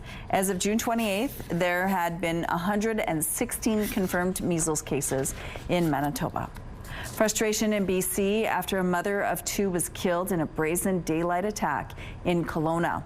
The man charged is her ex-husband, released from custody minutes after a domestic violence conviction. It's horrific. It's a senseless act. We're dealing with many emotions, and one of them is anger, right? And have a lot of questions about, how many more times this story is going to air before we're able to effect change. 32-year-old Bailey McCourt had told family she feared for her life. On Friday, a judge convicted her estranged partner, James Plover, of assault, but did not hold him in custody. That same day, he allegedly attacked McCourt with a hammer in a parking lot. The BC Premier calls it a horrific incident and says there needs to be bail reform. In Toronto, a new report says the number of people experiencing homelessness has more than doubled since 2021. The city's Street Needs Assessment Survey estimates there are more than 15,000 people who are currently unhoused. 4 years ago, that estimate was at about 7,000 people. Toronto has seen a spike in unhoused refugee claimants in the time between the two surveys. New Brunswick has signed a memorandum removing trade barriers, which will now allow alcohol producers to sell directly to customers across provincial and territorial borders. It's symbolic. It will not bring a lot of volume economically, but it is a good news, and it is a step that needed to be done. Alcohol producers are viewing this as a good first step towards modernizing interprovincial trade, but they also say more needs to be done, including reciprocal deals with other places as well. 5 Israeli soldiers are dead after an attack in northern Gaza. 18 Palestinians were also killed in the latest round of Israeli strikes. This is a large explosion you're seeing here from southern Israel across the Gaza skyline earlier this morning. An Israeli security official says explosive devices were detonated during an operation in northern Gaza. Authorities in Pakistan have confiscated 18 lions that were kept illegally as pets after a pet lion attacked a woman and 2 children last week. 8 people were arrested after authorities raided 38 lion and tiger breeding farms. The animals often used as status symbols. New regulations require people keeping big cats to have a license, and a new crackdown is now enforcing that. It comes after one of the pet lions escaped and lunged at a woman and her children in a street. She suffered scratches and bruising, but her kids remain in hospital with non-life-threatening injuries. The lion's owner has been arrested. There is a new way to test people who may need to go gluten-free. This test, developed in Australia, is about to identify cells in the bloodstream unique to people with celiac disease. The best thing about the test is that it doesn't require patients to consume gluten, making for a quicker and less invasive diagnosis. The hope is for the test to be available to the public in 2 years. Canada's top Highland dancers are competing in Ottawa this week. The Scott Dance Canada Championship Series brings together more than 1,000 dancers from across the country. Dancers say they enjoy the competition, but the meet is more about sharing their passion and making lasting friendships. The series started in Ottawa in 1974. Here's a look at what's happening on the St. James Bridge right now. Looks like things are moving well over here. No issues to tell you about. And here's a look at your gas prices. The Canadian average is $1.35. The provincial average is lower at $1.29. In Winnipeg, the average is $1.27. The lowest price in Winnipeg is $1.16. All this info is on gasbuddy.com. Price at the pump brought to you by kidneycard.ca. Get a free tow and a tax receipt for value of your car. Right now, we're sitting at 11 degrees. We'll be back after this with more news, weather, and traffic. CTV Morning Live is brought to you by Robin's Donuts, your favorite stop. It's 11 degrees outside right now with winds out of the west-northwest, 15 kilometers per hour. The pressure is rising and the humidity sitting at 100%. Some sunshine out there this morning, a little bit of haze as well. The air quality advisory map. That's all of the yellow that you're seeing is the statement or the advisory, but where that smoke is a little more dense, a little more intense, that's where the smoke warning is in place, or the air quality warning, right up around the right up around the Thompson area. Churchill might actually be one of the warmest places today, but also the one place that could be seeing a little bit of precipitation. Churchill, Gillam, right in that far northeastern part of the province, showers, maybe some thunderstorms, but for everybody else, it's just going to be hot and sunny or smoky. Thompson, Island Lake, right in that heavy smoke zone, and off to parts of the northwest as well. Lynn Lake could be dealing with some slightly heavier smoke as opposed to hazier conditions in other places. Desperately needing the rain through northern Manitoba, and it does look like tomorrow you may see some precipitation coming through central and northern Manitoba. Here in the south, we got our rain yesterday, almost 10 millimeters according to my rooftop rain gauge. 26 degrees would be an average daytime high for this time of year, and that's exactly what we're expecting today. But yesterday we had the rain, and today nothing but sunshine. Sunshine, seasonal temperatures, but the mercury will be heating up again with hot temperatures expected later on this week and perhaps soggy conditions as it continues to warm up. Today and tomorrow closer to the seasonal 26, then 27, then getting up to a hot 30 degrees with the possibility of some storms that could continue overnight and into Friday when the temperature dips slightly, only to see it rebounding again back up to seasonal for the coming weekend. Thank you, Terry. Let's go back now to Ainsley. We're talking about the mobile van that Main Street Project operates every single day. Good morning, Ainsley. Good morning, Rochelle. 24/7 these vans are available. 2 of them operating in the winter time. This summer, they've got one helping Manitobans who are in the street and in need of care. Tiago is the manager of the mobile outreach program here. Good morning. Let's talk about what they tangibly do when they're meeting people on the street. For sure. So we're the outreach program. We meet people where they are at. So we try to provide basic needs like to provide safety and health support. So we provide food. Our interventions are made like to maintain health conditions up to the point that they are ready to be housed. And that's the whole idea too, right? Like bridging the gap, because I know that you guys have transitional housing in the works here on Martha Street, for example, the Bell Hotel, and so much more. How important is it to develop those relationships in order to bridge that gap?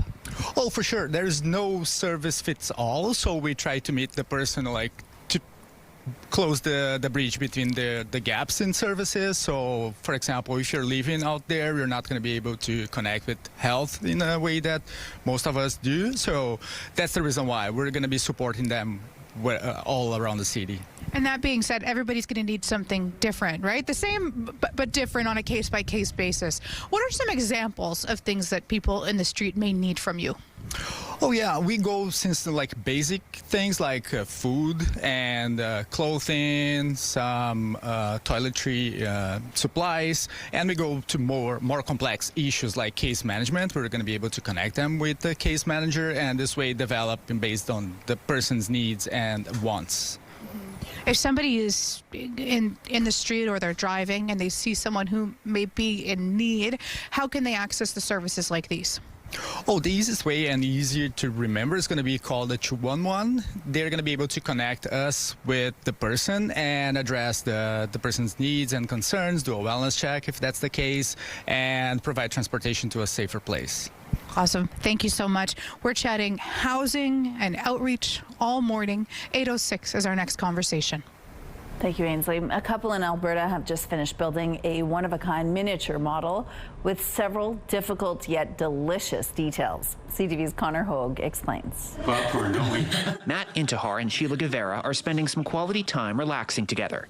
The couple often spends their time in a more unique way by making gingerbread houses.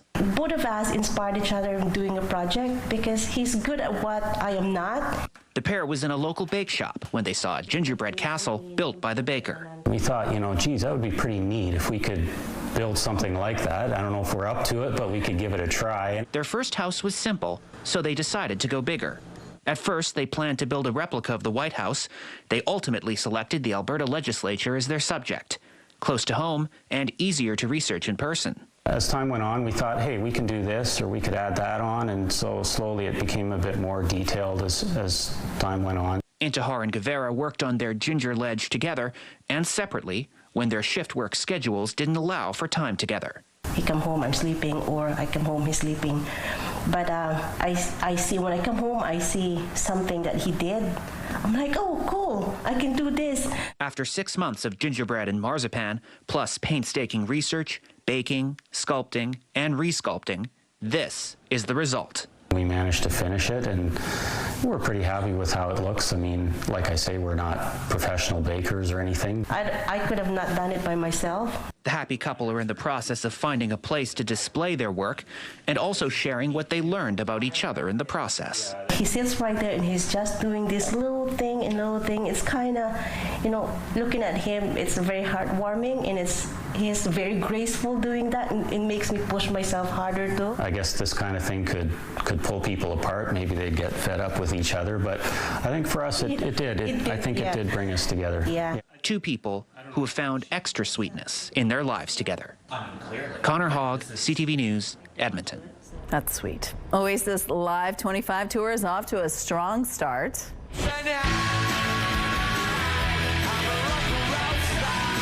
You probably saw footage from their first 2 shows on social media, and they've released this highlight reel from their stay in Cardiff. Fans have been raving about how great they sound and how fantastic the set list has been. On Friday, they're beginning a stretch of 5 hometown shows in Manchester. For now, their only Canadian dates are in Toronto on August 24th and 25th. It's time for Let's Celebrate. Let's see who's having a celebration today. Happy 2nd birthday, Emily, from Mom, Dad, Elijah, and Ellie. Happy 13th birthday to Dice. Love Mom, Dad, and your brothers and sisters. And a happy sweet 16th birthday to Kara, and happy 25th birthday to Brooke. Wishing you both great days for your birthdays this year. Love Mom, Keith, and Auntie Steph. If someone you care about is having a birthday, anniversary, retirement, or graduation, let's celebrate. To submit your celebration, visit our website, ctvnewswinnipeg.ca, and fill out the form at least 2 days in advance. It'll also enter you into our monthly contest for a chance to win a $100 gift certificate to Party Stuff. Let's Celebrate, brought to you by Party Stuff, 3 Winnipeg locations and at partystuff.ca.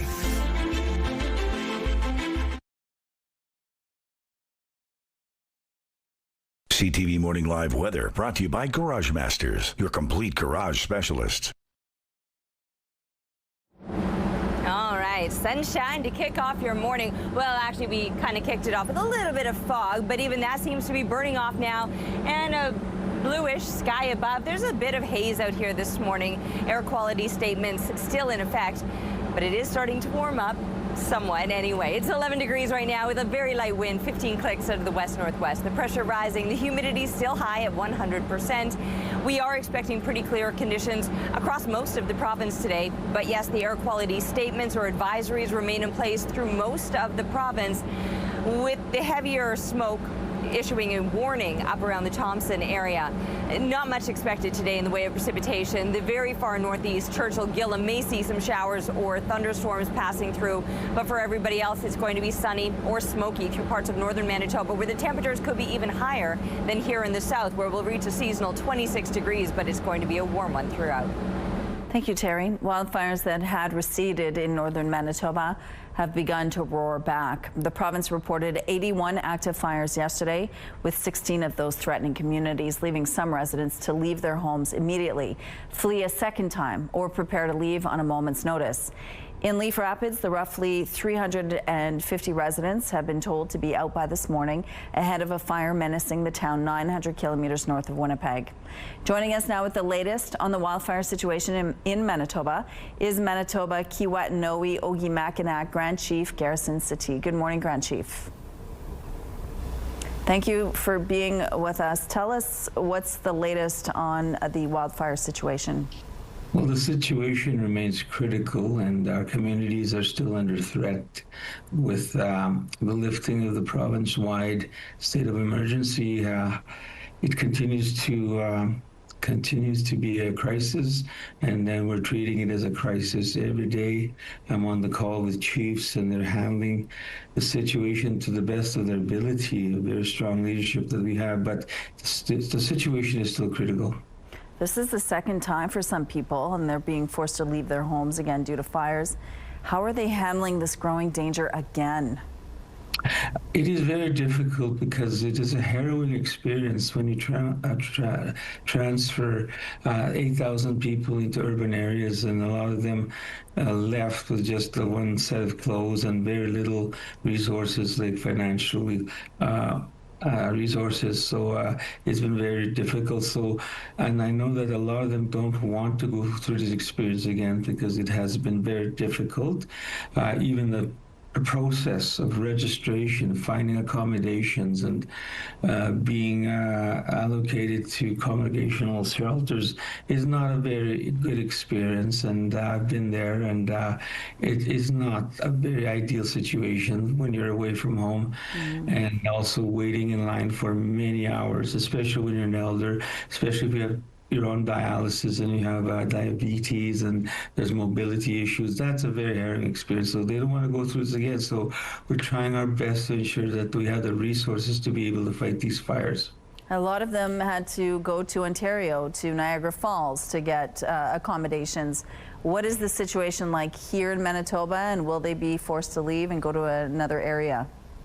I think we're looking for alternatives based on the calls that we had yesterday with ISK and Red Cross, because there's not enough accommodations in Winnipeg or Brandon, and even also the elders that have to be moved from care homes. There's not enough room for personal care home space, and moving elders is very difficult for them because they're very fragile, and a lot of them don't like flying. They don't like being in a situation where they have to be mobile for a very long time. So they're in a very difficult situation, and it's very, very, very critical for us to ensure that we have the resources to be able to support them. What message do you have for people right now who are being forced to leave? I think that we are trying our best, and we're trying our utmost to ensure that you are safe. Safety is the most important thing. It's not ideal situation to be displaced from your community, but I know that the leaders and the chiefs are trying, so be patient. It's not going to be over soon, but we're doing our best to make sure that you make it home when it is safe to do so. What are you asking for from either the provincial or the federal government at this point? We need to have increased resources. We have to be proactive. We have to mitigate the damages done to our First Nations, and we have to have the essential equipment that we need to be able to address these wildfires. Preparedness is the key thing that we need to concentrate on, because this is not the last time it's going to happen, and we need to be ready before it happens. Command Chief, thank you for your time today. We appreciate it. Thank you so much. Appreciate it. Take care. Bye-bye. Bye. All right, coming up, we're going to talk more about Main Street Project and the important work they're doing here in the city of Winnipeg. Stay with us. It's that time of year again, and CTV and Chicken Chef want to know, how are you soaking up the Manitoba sunshine? Whether you're roasting marshmallows under the stars or dancing at your favorite festival, we want to see the special moments that make your summer shine. Upload a photo of your Manitoba Summer Fun for a chance to win the $5,000 grand prize. You'll also be in the running for daily draws and tasty surprises from Chicken Chef. Plus, you could win one of 4 $250 gift cards from Wine Sense. So snap that perfect shot and share your summer with us today.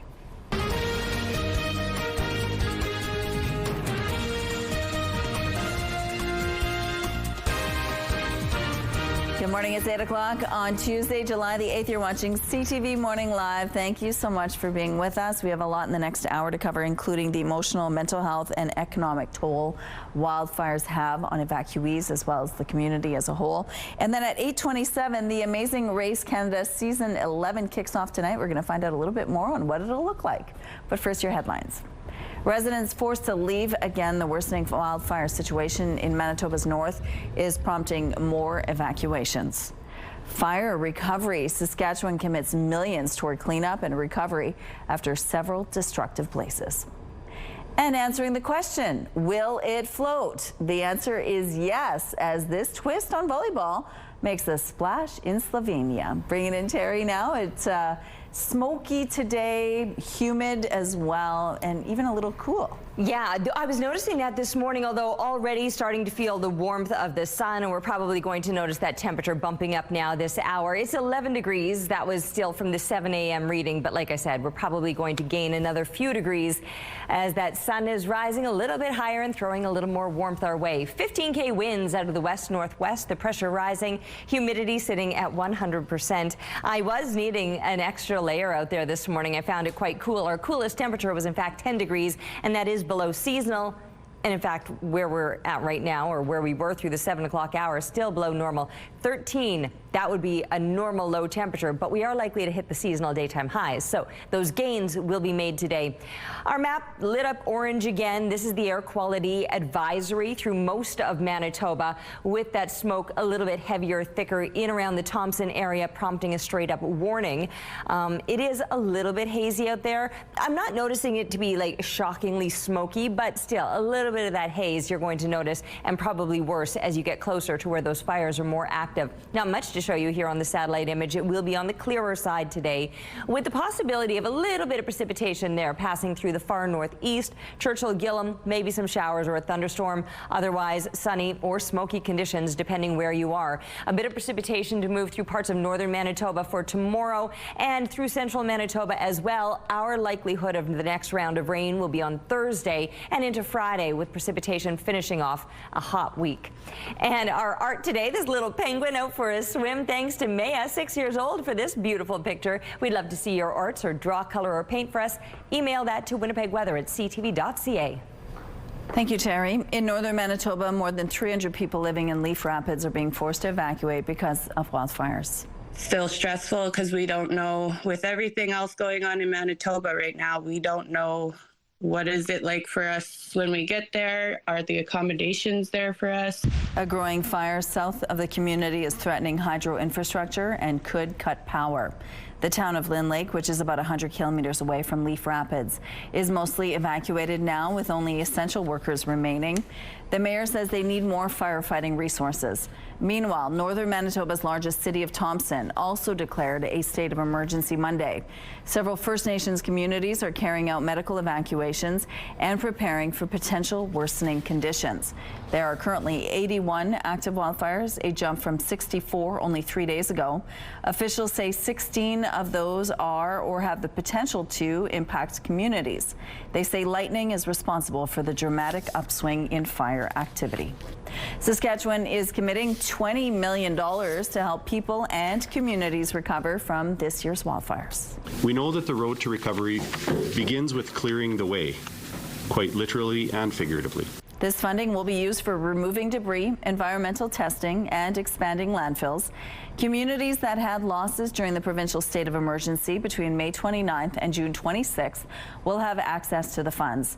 It's not meant to replace personal or business insurance coverage. It can also be used for losses not covered under a standard fire insurance policy. New data from Statistics Canada paints a clearer picture of the tightening housing market in Winnipeg.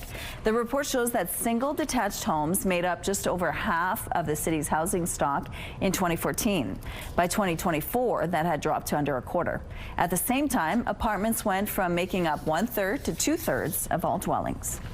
An escaped convicted killer is believed to have crossed the border from Quebec to Ontario, with a manhunt now underway in both provinces. Staff at a minimum security prison north of Montreal discovered 69-year-old Laurie Bill Germa was missing late Saturday. He was found guilty of first-degree murder in 1992. At least 3 other inmates have escaped from this institution in the last 16 months. Corrections Canada says these incidents are rare. More than 100 people have now died from the flooding in Texas. Rescue efforts are now into day 5. A vigil in San Antonio was held last night for the 104 people who have died. About 24 people are still missing. 10 girls and a counselor from Camp Mystic are still missing. 27 people were killed in the flooding from that camp. Most of the people who died were from Kerr County. There are questions now about why there was no order for people to leave for safety. Volleyball teams from around the world beat the Heat in Slovenia in their unique volleyball on water tournament. So is it as fun as it looks like when... No, it's better. It's definitely better. This is the 5th edition of the Magic on the Water contest. Every year, teams of 2 challenge each other on a volleyball court submerged in 12 centimeters of water. 14 countries were represented this year, but the Slovenian ones were dominant, showing there's definitely such a thing as home river advantage. Here's a look now at what's happening along St. Mary's Road. It looks like things have really picked up over here, as you can see. Things might be a little bit slower than usual. If you see any problems out there, let us know, please. Let's go back now to Ainsley McPhail, who's live with Main Street Project this morning. Every day they do important work there. Good morning. Good morning, and we're talking specifically about housing, Rochelle, how they're going to be expanding to Martha Street, currently under construction, in the first kind of wave of that, September. Karen Mearson joins us now to explain what exists currently in Winnipeg through Main Street Project to get folks housed. Yeah, so right now, Main Street Project is currently operating about 3 housing facilities. We, of course, have our Bell Hotel, which we've been operating for about 15 years now. We have our mainstay transitional housing, and we have just started housing folks in a new facility that we're operating with Silent Mission. We've talked off camera about the Housing First model. What does that mean for our viewers? Yeah, so the Housing First model is an idea that folks that are living unsheltered, instead of asking folks to sort of meet certain conditions before they can be housed, we focus on housing them first. So we move folks directly into housing as rapidly as we can, and then it kind of creates a stable platform where we can bring in supports and bring in case management to then address any issues that folks may have. Unfortunately, the problem is there simply isn't enough, right? What is being done currently to meet that need? Of course, it's not a Band-Aid fix, and it's certainly not going to happen overnight, but what are you guys trying to do at this time? Yeah, so you're right. There currently is not enough housing, but we are really excited to be working with the city and province on the Your Way Home plan. So this new facility that we've just opened is part of that plan, right? So having new housing come online, we work in partnership with other organizations and, of course, our outreach team to meet people where they're at, build relationship, see what their needs are, and then try to move them into some safe and dignified housing with the appropriate supports, as fast as we can. It's a 7-year plan, so there'll be more housing with different organizations coming online as we go. And wraparound supports as well, I wanted to mention too.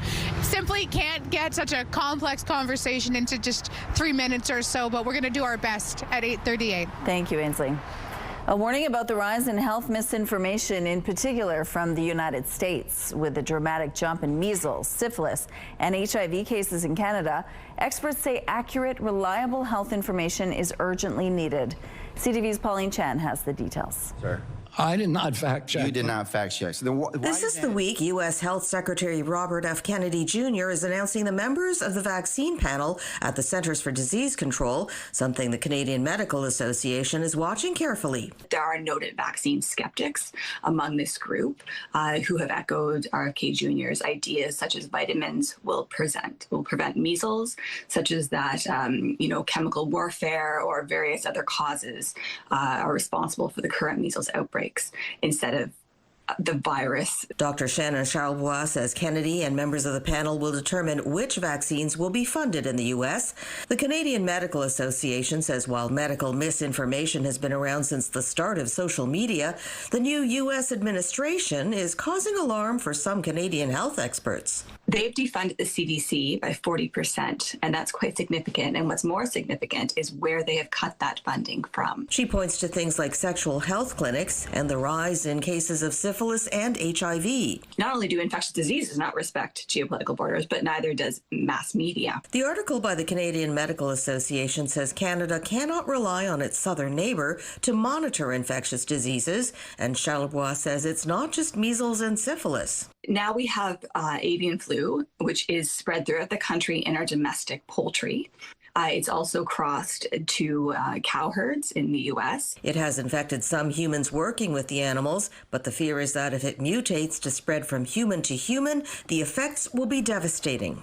The CMA is calling for a national vaccine registry as a first step to strengthening our own system and interoperable health records to allow for secure but easier access to health records between hospitals and between provinces. And there is nothing sadder than a child dying of a completely preventable disease. And on an individual level, Charlebois says, do question your doctor about anything you're unsure about.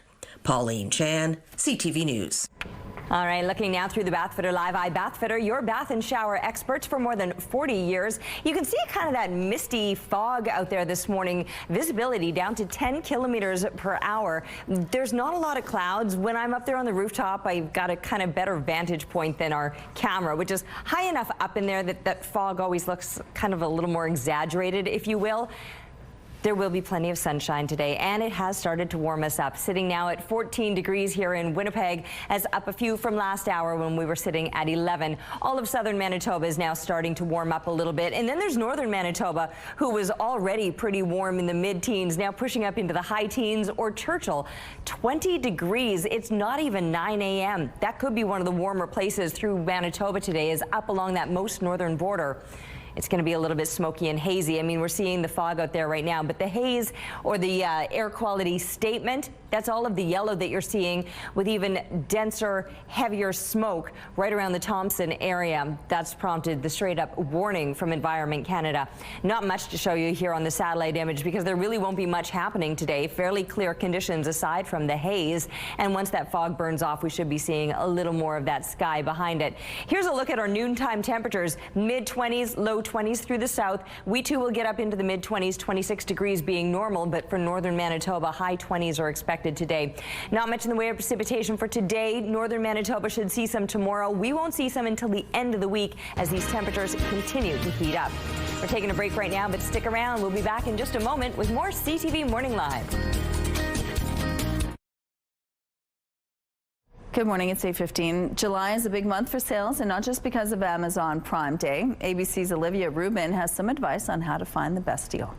It's July. The temperatures are hot, and apparently so are the sales. Savvy shoppers looking to score big deals are in luck. Retailers like Amazon, Target, and Walmart all offering sales this week. There is a really strong pull and push to really buy now in July, and that's because the summer sales are suddenly all around us. For certain categories like back to school shopping, or if there's an appliance you really need, summer can actually be a great time to get a good discount. Consumers have more chances than ever to save money. if they plan properly. You always want to shop around and compare prices. Clothing is another category where you can get some great discounts in July, and also beauty, personal care items. Some consumers may even take advantage of summer sales to get a jump start on their holiday shopping. If you are someone who can be that organized and remember what you bought and where you hid it in your home, then that can be a great strategy because it really eases the burden of holiday budgeting if you can spread out some of that spending and get it done early. But many households are facing financial pressures. We always want to shop and to buy because it feels good and we need certain things, but at the same time,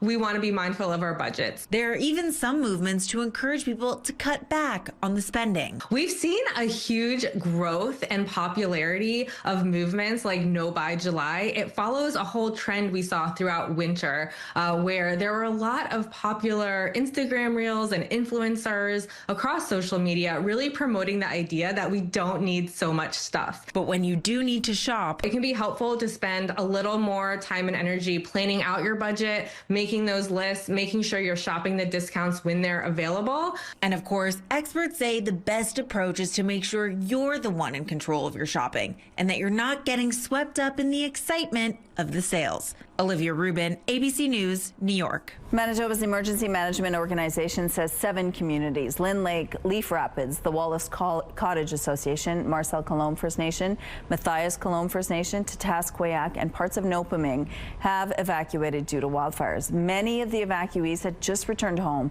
after being forced out of their homes in May due to fires.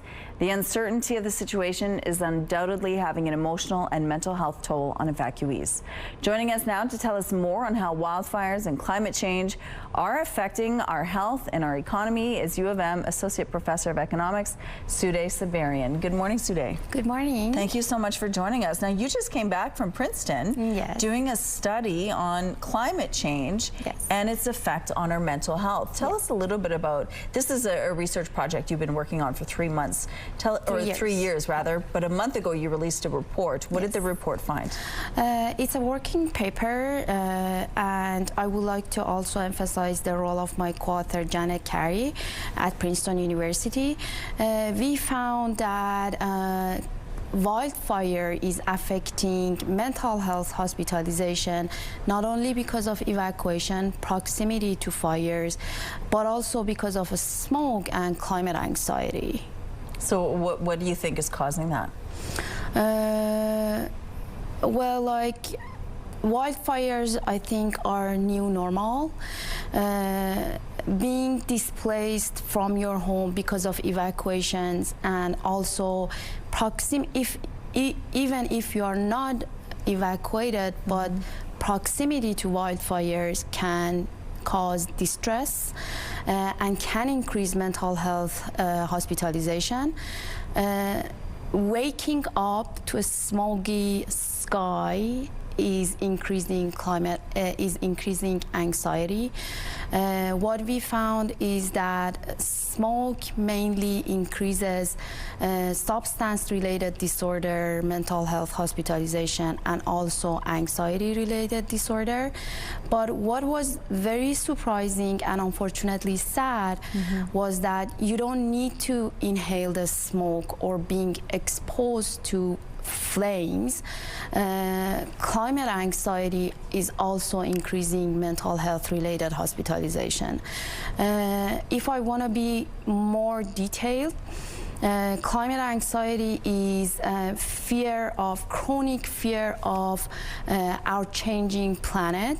60% of people worldwide has reported suffering from climate anxiety. And our study shows that wildfires, as one of the very frequent and intense disaster of new normals time, is also increasing mental health related hospitalization. And you're seeing this in the younger generations as well. Climate anxiety mostly is happening in youth and families with parents.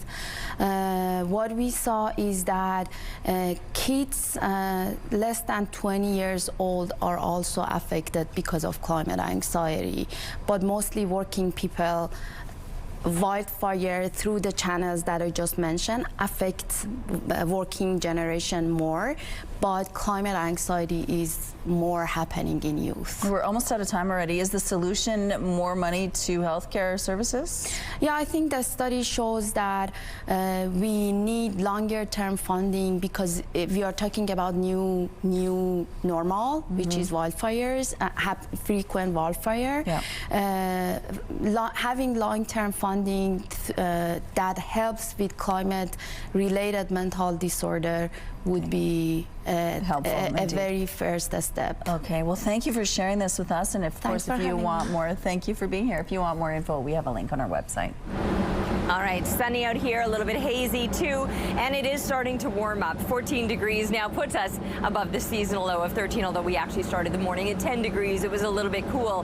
Humidity only just beginning to drop now at 98%. Winds, they're on the lighter side. The sun is going to be shining today. The temperatures will be on the rise right across the entire province, and very little signs of precipitation unless you're in the most northeastern part around Churchill Gillam. You may see a shower or thunderstorm. Everybody else sunny, smoky, especially in parts of northern Manitoba, and the temperatures, like I said, will be soaring up north and hitting seasonal values here in the south. And our weather picture today is a stunning shot of the clouds reflected on that perfectly still water taken in Bird River by Tanya. Thank you for this, and keep them coming to Winnipeg weather at ctv.ca.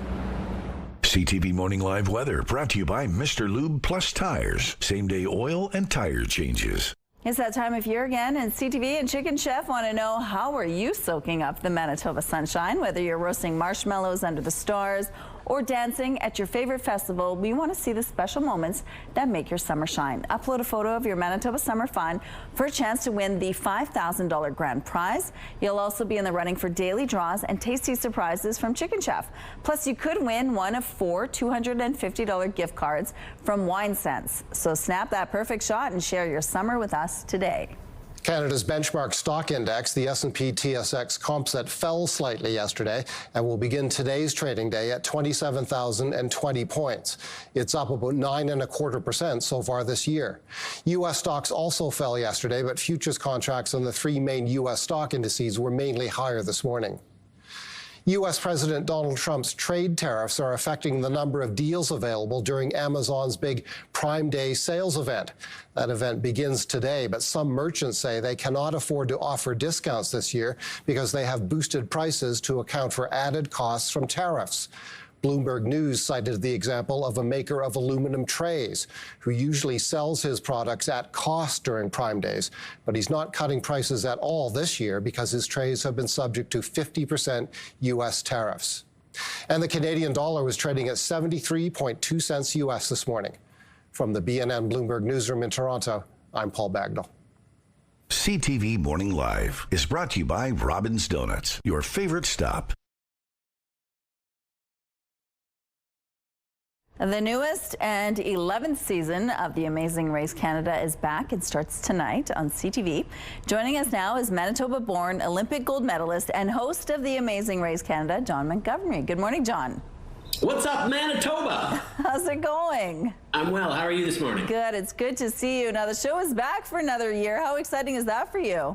So exciting. It's like Christmas in July. Every year we get to premiere a new season of The Amazing Race Canada. Is literally like, I guess, giving a present instead of receiving a present in this case. Yeah, tell us what viewers can expect to see this season. It's always so filled with action and adventure.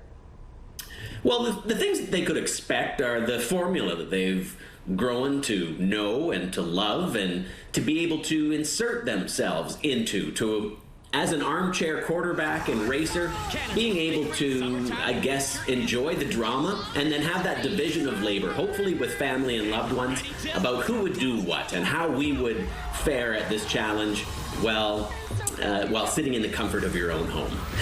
Yeah, that's the best part, right? You get to enjoy it without having to get off the couch. Now, getting to know the contestants is one of the best parts of the show as well. Tell us about some of the competitors this year.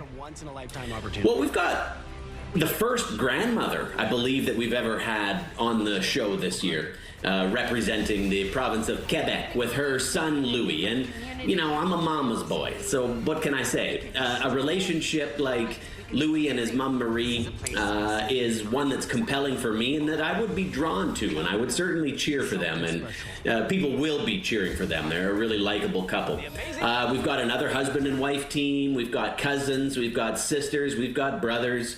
We've got buddies. We've got newly dating couples who have previously done the race with other partners. Brennan and Sam are back from previous seasons. Brennan was running with his brother and Sam was running with her dad last year, and now they're running with each other, and a whole lot of new love in their heart. So amazing teams to choose from, to sidle up to cheer for and root for as you watch the drama unfold on season 11. Oh my goodness, it sounds like a lot of drama and a lot of fun. So no spoilers, obviously, but are there any hints you could share with us about where the competitors will be going? Yeah, why not? Let's give you a quick insight into where we'll go.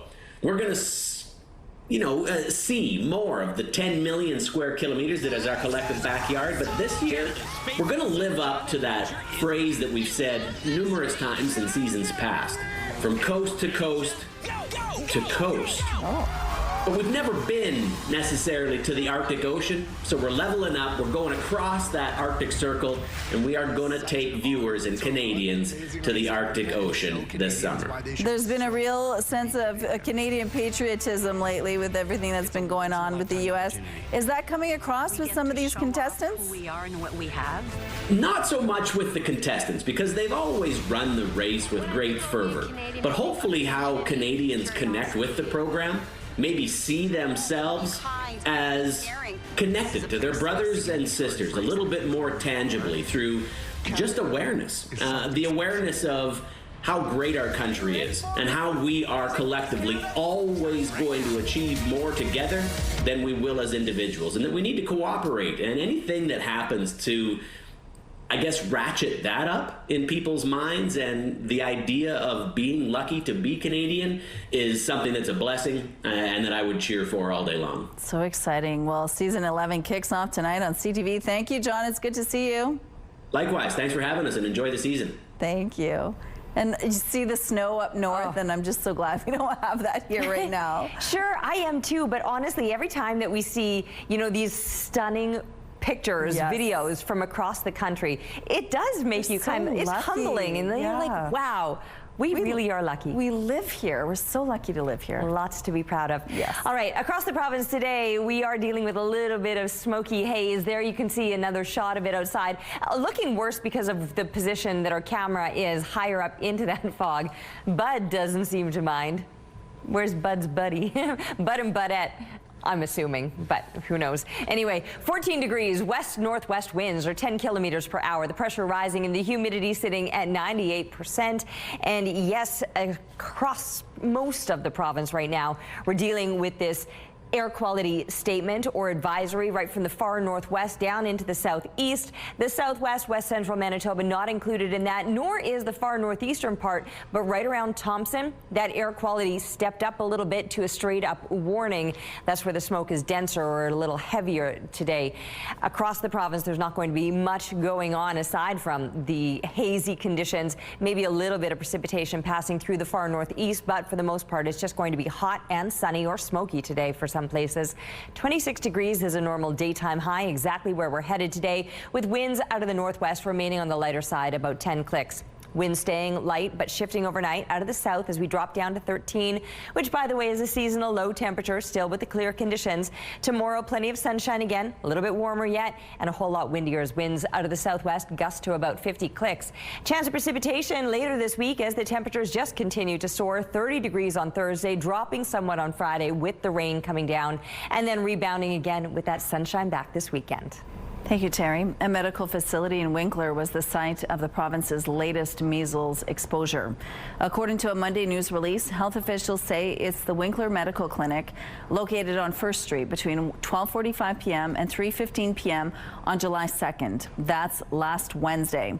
Anyone who was there during that time is asked to monitor for symptoms for about the next 3 weeks and check their immunization records. As of June 28th, there had been 116 confirmed measles cases in Manitoba. A 15-year-old boy has died after the dirt bike he was driving hit a deer. It happened Saturday night on a rural road southeast of Valley River. Dauphin RCMP say the boy had left his home on the dirt bike and was traveling on Road 114 West when he hit a deer and was thrown from his bike. Emergency medical services took the boy to hospital where he died from his injuries. RCMP say the boy was not wearing a helmet. Prime Minister Mark Carney's cabinet has been told to make savings plans by the end of the summer. Finance Minister François-Philippe Champagne, along with the Treasury Board President, have issued letters calling on cabinet ministers to make plans to find day-to-day operational savings. This comes as Ottawa prepares the 2025 budget to be tabled this fall. CTV News has learned ministers must find 7.5% savings for the 2026-27 fiscal year, then 10% in 2027-28, and 15% the year after. A spokesperson for the finance minister says the goal is to find long-term savings. People living near the Kelowna airport can wake up in their own beds this morning after an evacuation order was lifted last night. These fires can start at any moment and can spread quite quickly. And so just continuing to remind people to have their grab and go bags ready, make sure their insurance policies are up to date, make sure they understand their insurance policies. The fire broke out Sunday afternoon, forcing 7 homes to be evacuated. 100 other homes were under an evacuation alert. Flights at the airport were also canceled. The fire is now considered held, meaning people could return home as of 6 p.m. last night. Flights have also resumed. In Lytton, the Eisman Creek fire is still burning out of control. It has burned nearly 250 hectares so far. An otter who became a viral sensation during the pandemic is celebrating 5 years in his new home.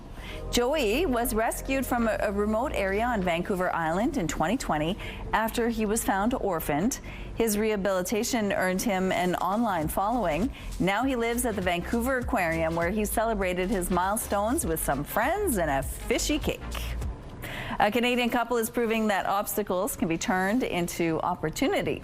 CTV's Adam Sawatsky has more on how a problem tree ended up delighting a neighborhood with some thoughtful pruning. Every time she backed up her car, the head on the swivel really a lot. Tracy Ferreria's view of the oncoming traffic was blocked by that bush. It was a bit of a challenge safety-wise. But Tracy didn't want to cut it down. So her husband John wondered if the best workaround was to cut through it. And so I made a couple of holes. Which proved to be a whole lot of help for Tracy. That's brilliant. This is so much easier to get out of the driveway. Until a friend mentioned the hole looked like a mouth. You got to make a face. So I made a face, let the hair grow on it. He even named it. But despite John's best efforts, the dude seemed to be somewhat dour. I said, you got to do one on the other side that's happy. So John made the other side smile, which not only inspired passing people to share appreciative comments, but leave presents too. Then left a beer there for me to say thank you. For Christmas, someone left a card and say thank you. Because every season, Tracy and John find some way to make the dude even more dynamic. For Halloween, I have a mannequin that I stuff in its mouth there. While the grumpy side can get ghoulish, the smiling side is happy to hop at Easter or ho ho ho come Christmas. I sewed a really big Santa hat to put on it. But when it comes to celebrating our country, there's a consensus that both sides fly flags attached to hockey sticks. In today's world, I think we need to do happy stuff. Which is why John has expanded his positive pruning to include a second bush he calls the little dudes, who Tracy calls the kids, because like real children, they also can't get enough of Christmas. A little bit of effort can bring a whole lot of joy. So why not take the time? Adam Sawatsky, CTV News, Saanich. That's so cool. All right, here's a look at what's happening at Portage and Polo Park. It looks like things are moving quite well over here. No issues to tell you about. If you do see any problems on the streets, please let us know. Here's a look at your gas prices. The Canadian average is $1.35. The provincial average is lower at $1.29. In Winnipeg, the average is $1.27. The lowest price in the city is $1.16. All this info is on gasbuddy.com. Price at the pump brought to you by kidneycard.ca. Get a free tow and attach your seat for value of your car. It's time now to check in on our question of the day. We wanted to know, what's your favorite summer activity in Manitoba? Kim says her favorite summer activity is attending the Gimli Film Festival in July. Jackie says relaxing in the yard and by the pool, just soaking in the sun and warm days? Thank you so much for your responses. Let's go back now to Ainsley McPhail, who is live at Main Street Project this morning, wearing a hard hat because they are in the middle of a construction project. Good morning. Good morning, Rochelle. Yes, it's going to be fully operating. Well, not fully. The first phase comes September. But where are we standing now, Anna Ziprick? We're standing in our mainstay transitional housing. So we've got 28 rooms, 34 beds. We've been operating this for 3 decades, but it's been in desperate need of repair for a very long time. So we're very close to finishing. We're going to be open in September. It doesn't look like it, but everything's coming together, and it's going to be amazing. On time, on budget. Just how much does a project like this cost? The entire facility, so it's a 22,000 square foot facility with a lot of other community programs besides housing. The whole project budget is coming in at $18.9 million, and we've raised about 17.5. But that being said, too, what it's going to allow you guys to do with the wraparound supports. When I say wraparound supports, what does that really mean? That means things like home care, so activities. We've got full-time staff here that are offering 24/7 support to people that need it. We've got casework offices over here to help people get to medical appointments, to transition to more permanent housing should people wish. So it's really important that we have those supports on site to make sure that people are successful. And of course, you guys are always doing your best to get people into beds, whether it be the Bell Hotel or the other facility that you have. What does it mean to be able to open this up tangibly for the livelihoods of so many Winnipeggers? Yeah, people know us from our shelter operations, and people know us from our outreach, and you see all of the encampments out and people experiencing homelessness. But a lot of great work is happening inside. We do a lot of amazing work housing people, keeping them successful, and that's some of the stuff that you don't really see. So we just want to make sure that we share all of that work that's happening here, whether that's creating new housing, renovating our existing housing, to make sure that we can, add as many beds as possible. It's complex, it's challenging, but you want folks to know that there is hope. What are some ways that people at home can help? You can go to our website and donate. We're also part of the One Great Lottery, which is a cool initiative with 15 other charities in Winnipeg. The early bird deadline is today, so it's a really great lottery, onegreatlottery.ca. Awesome. Thank you so much. And I said to Anna as well, Rochelle, we have to have an invite come September so we can see this fully operational. Absolutely. We want to see it indeed. Okay, thank you, Ainsley. Let's go out to the rooftop now. The sun is shining. It's warming up out there. It really is. Both of those things. Yes, the sun is shining. There's still a little bit of haze, but you're right about it warming up as well. I was needing a jacket when I first stepped out here earlier this morning. We had dropped as low as 10 degrees. That's slightly below seasonal, but also the humidity has been high this morning from the rain yesterday, so it was kind of cool and damp. No longer the case. I mean, it's still damp and humid, but it is starting to warm up. We've gained several degrees now, sitting at 14 with winds out of the west-northwest, 10 kilometers per hour. The pressure rising and that humidity still up there at 98%. Grab the sunglasses, though. It's a little bit hazy, but still very bright, and you can still burn through the haze. I do want to remind people of that. Using your sun smarts, very important. That haze, you're going to notice it around most of the province. In fact, straight up smoke. Air quality warnings are in place around the Thompson area, whereas most of the province is just under that air quality statement or advisory. Still, necessary precautions should be taken, especially if you are dealing with some compromising health issues that would perhaps make things feel a little bit worse for you. No sign of precipitation. We got our rain yesterday, almost 10 millimeters here in Winnipeg. Now a couple of dry days ahead. For northern Manitoba, for the most part, it will be dry as well. Up around Churchill-Gillum, maybe some showers or thunderstorms today, but a better chance that northern Manitoba sees some of that precipitation tomorrow. We're not likely to see it for another couple of days toward the end of the week. Taking a break right now. We'll be back with more CTV Morning Live. CTV Morning Live weather is brought to you by Destination Dinner Stage, Manitoba's only musical dinner theater. Good morning, it's 8:45. The alleged ringleader of a massive, sophisticated scam that preyed on unsuspecting seniors for millions has been arrested. Wanted by Canadian and U.S. authorities since March, the suspect could face decades in prison. Here's what CTV's Matt Gilmore on where he operated from and how he pulled it off. Is a $2 million investment. He presents himself online as a wealthy real estate investor. But if the allegations against him are true, much of Gareth West's money was really coming from an elaborate conspiracy to defraud unsuspecting seniors across the United States. West is one of 25 Canadians formally accused in a U.S. federal indictment of running a grandparent scam, where fraudsters trick individuals into believing a loved one is in legal trouble and in urgent need of bail money. Jeff Horncastle is with the Canadian Anti-Fraud Centre. At that point, a second suspect normally comes on the phone claiming to be law enforcement or a lawyer, requesting for the payment, typically in cash. What's up, guys? My name is Gareth West. 23 of the 25 defendants were arrested back in March, but West and one other have been at large since. The RCMP says West was arrested on July 4th in the town of Saint-Colomban, about an hour north of Montreal.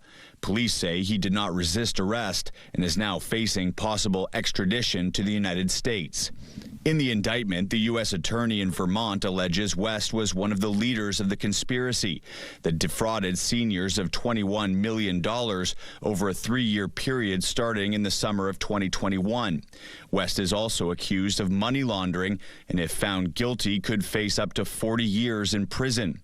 Last year, police raided 2 buildings in the Montreal area allegedly being used as call centers for the scam, including this one in Pointe Claire. We discussed, scams in general, how they come from overseas for the most part, but this, it proves that it's not always the case, and highlights the importance of reporting to your local law enforcement and to the Canadian Anti-Fraud Centre. He says the grandparent scam alone costs Canadians a reported $33 million every year.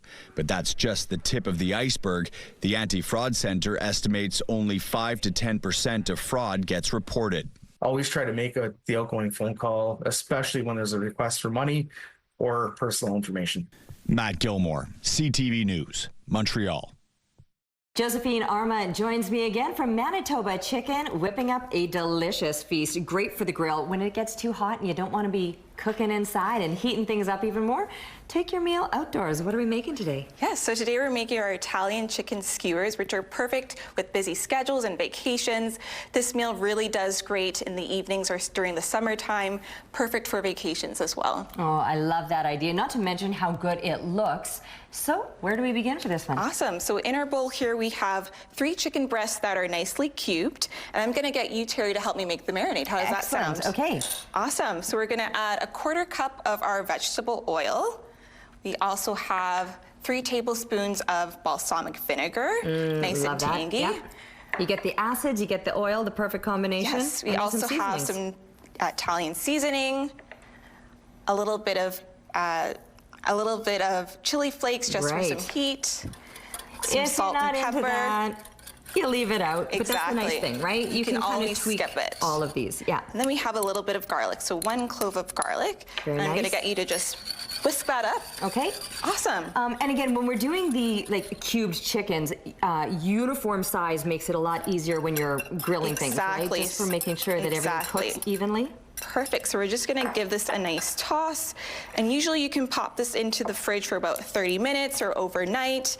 This really travels well if you're going to the cabin or camping. Oh. So perfect just planning ahead, right? Absolutely, because then you just pull out that Ziploc bag from the cooler and everything has already been prepped. By the way, what have you prepped up here? Yeah, so we have some of our nice vegetables here. We're going to do a little bit of skewering. Okay. So let's just pretend we put this into the fridge and we're ready to go. Okay, excellent. Let's talk about the skewers, because you've got 2 different types here. Yes, so we have a metal skewer here, which is also great and sustainable, but we also have these bamboo ones too. So a good tip with these is just to soak them in water for about 30 minutes so they don't burn on the grill. Yeah, you'll have a little flambe action happening there if you don't. So soak those ones first, but these ones, as you said, so easy and sustainable. I love that. So basically, starting with a piece of chicken, right? Exactly. I'm going to use these tongs. Yes, go for it, yeah. Keep the mess off my hands here. Perfect. So chicken on the skewer, and then we're just basically going to stick veggies in between, right? Yes, so we have all these great vegetables here, just a nice colorful one, but you can also use whatever you have.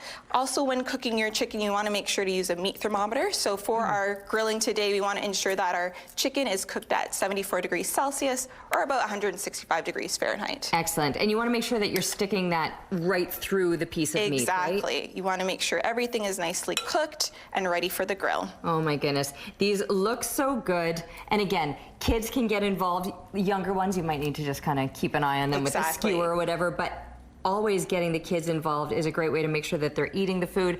But again, when it looks that delicious, who doesn't want to eat that? An indoor grill, an outdoor grill, a perfect summertime feast. Where do we find this recipe? Yes, this recipe and more can be found at manitobachicken.ca, or you can also follow us on social media. You make it so easy, and not just easy, it looks delicious too. Brought to you by Manitoba Chicken. Discover delicious and nutritious recipes at manitobachicken.ca.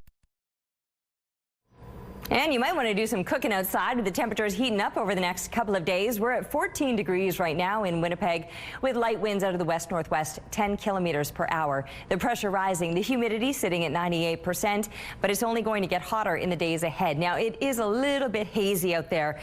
The air quality statements or advisories, that's all of the yellow that you're seeing, and that's been extended now right up into that most northwestern part of the province, down into the southeast, northwestern Ontario as well. The only places not included, southwestern, west central Manitoba, and a bit further up into the far northeast, although right around Thompson is where that smoke is the heaviest or the thickest, and that's where the straight up warning has been issued.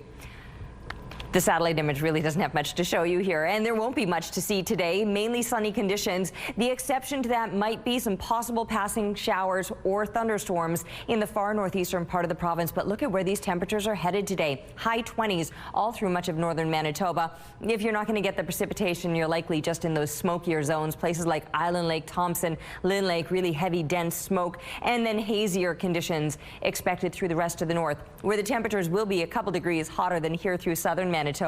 Around 26 degrees would be a normal daytime high, and we're going to be pretty much in that zone here through the south with mainly sunny conditions, light winds expected. Tomorrow still with plenty of sunshine, but stronger winds will be picking up, and then later on into the week as the temperatures continue to rise, we could be in for another round of precipitation on Thursday. That could continue overnight and into Friday. Slight bit of a cool down, only to see the sunshine back for the weekend and the temperatures ramping up again. We're taking a break right now, but stick around. We'll be back in just a moment with more CTV Morning Live.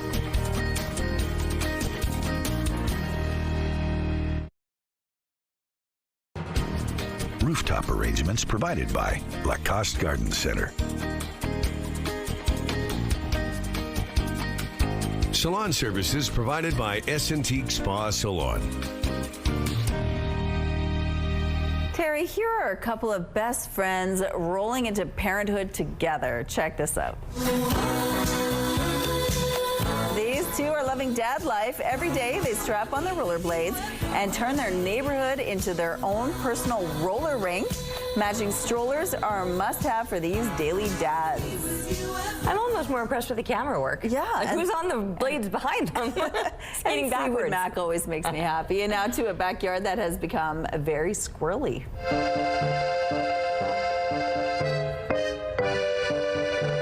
Check out these Ninja Warrior courses, but for the neighborhood squirrels. Oh my goodness. Watch them scurry along the line, upside down, climb and lean, all to get a snack. This homeowner has inadvertently built a training gym for superhero squirrels. And hours of entertainment. Wow, no doubt. That does it for us. See you tomorrow.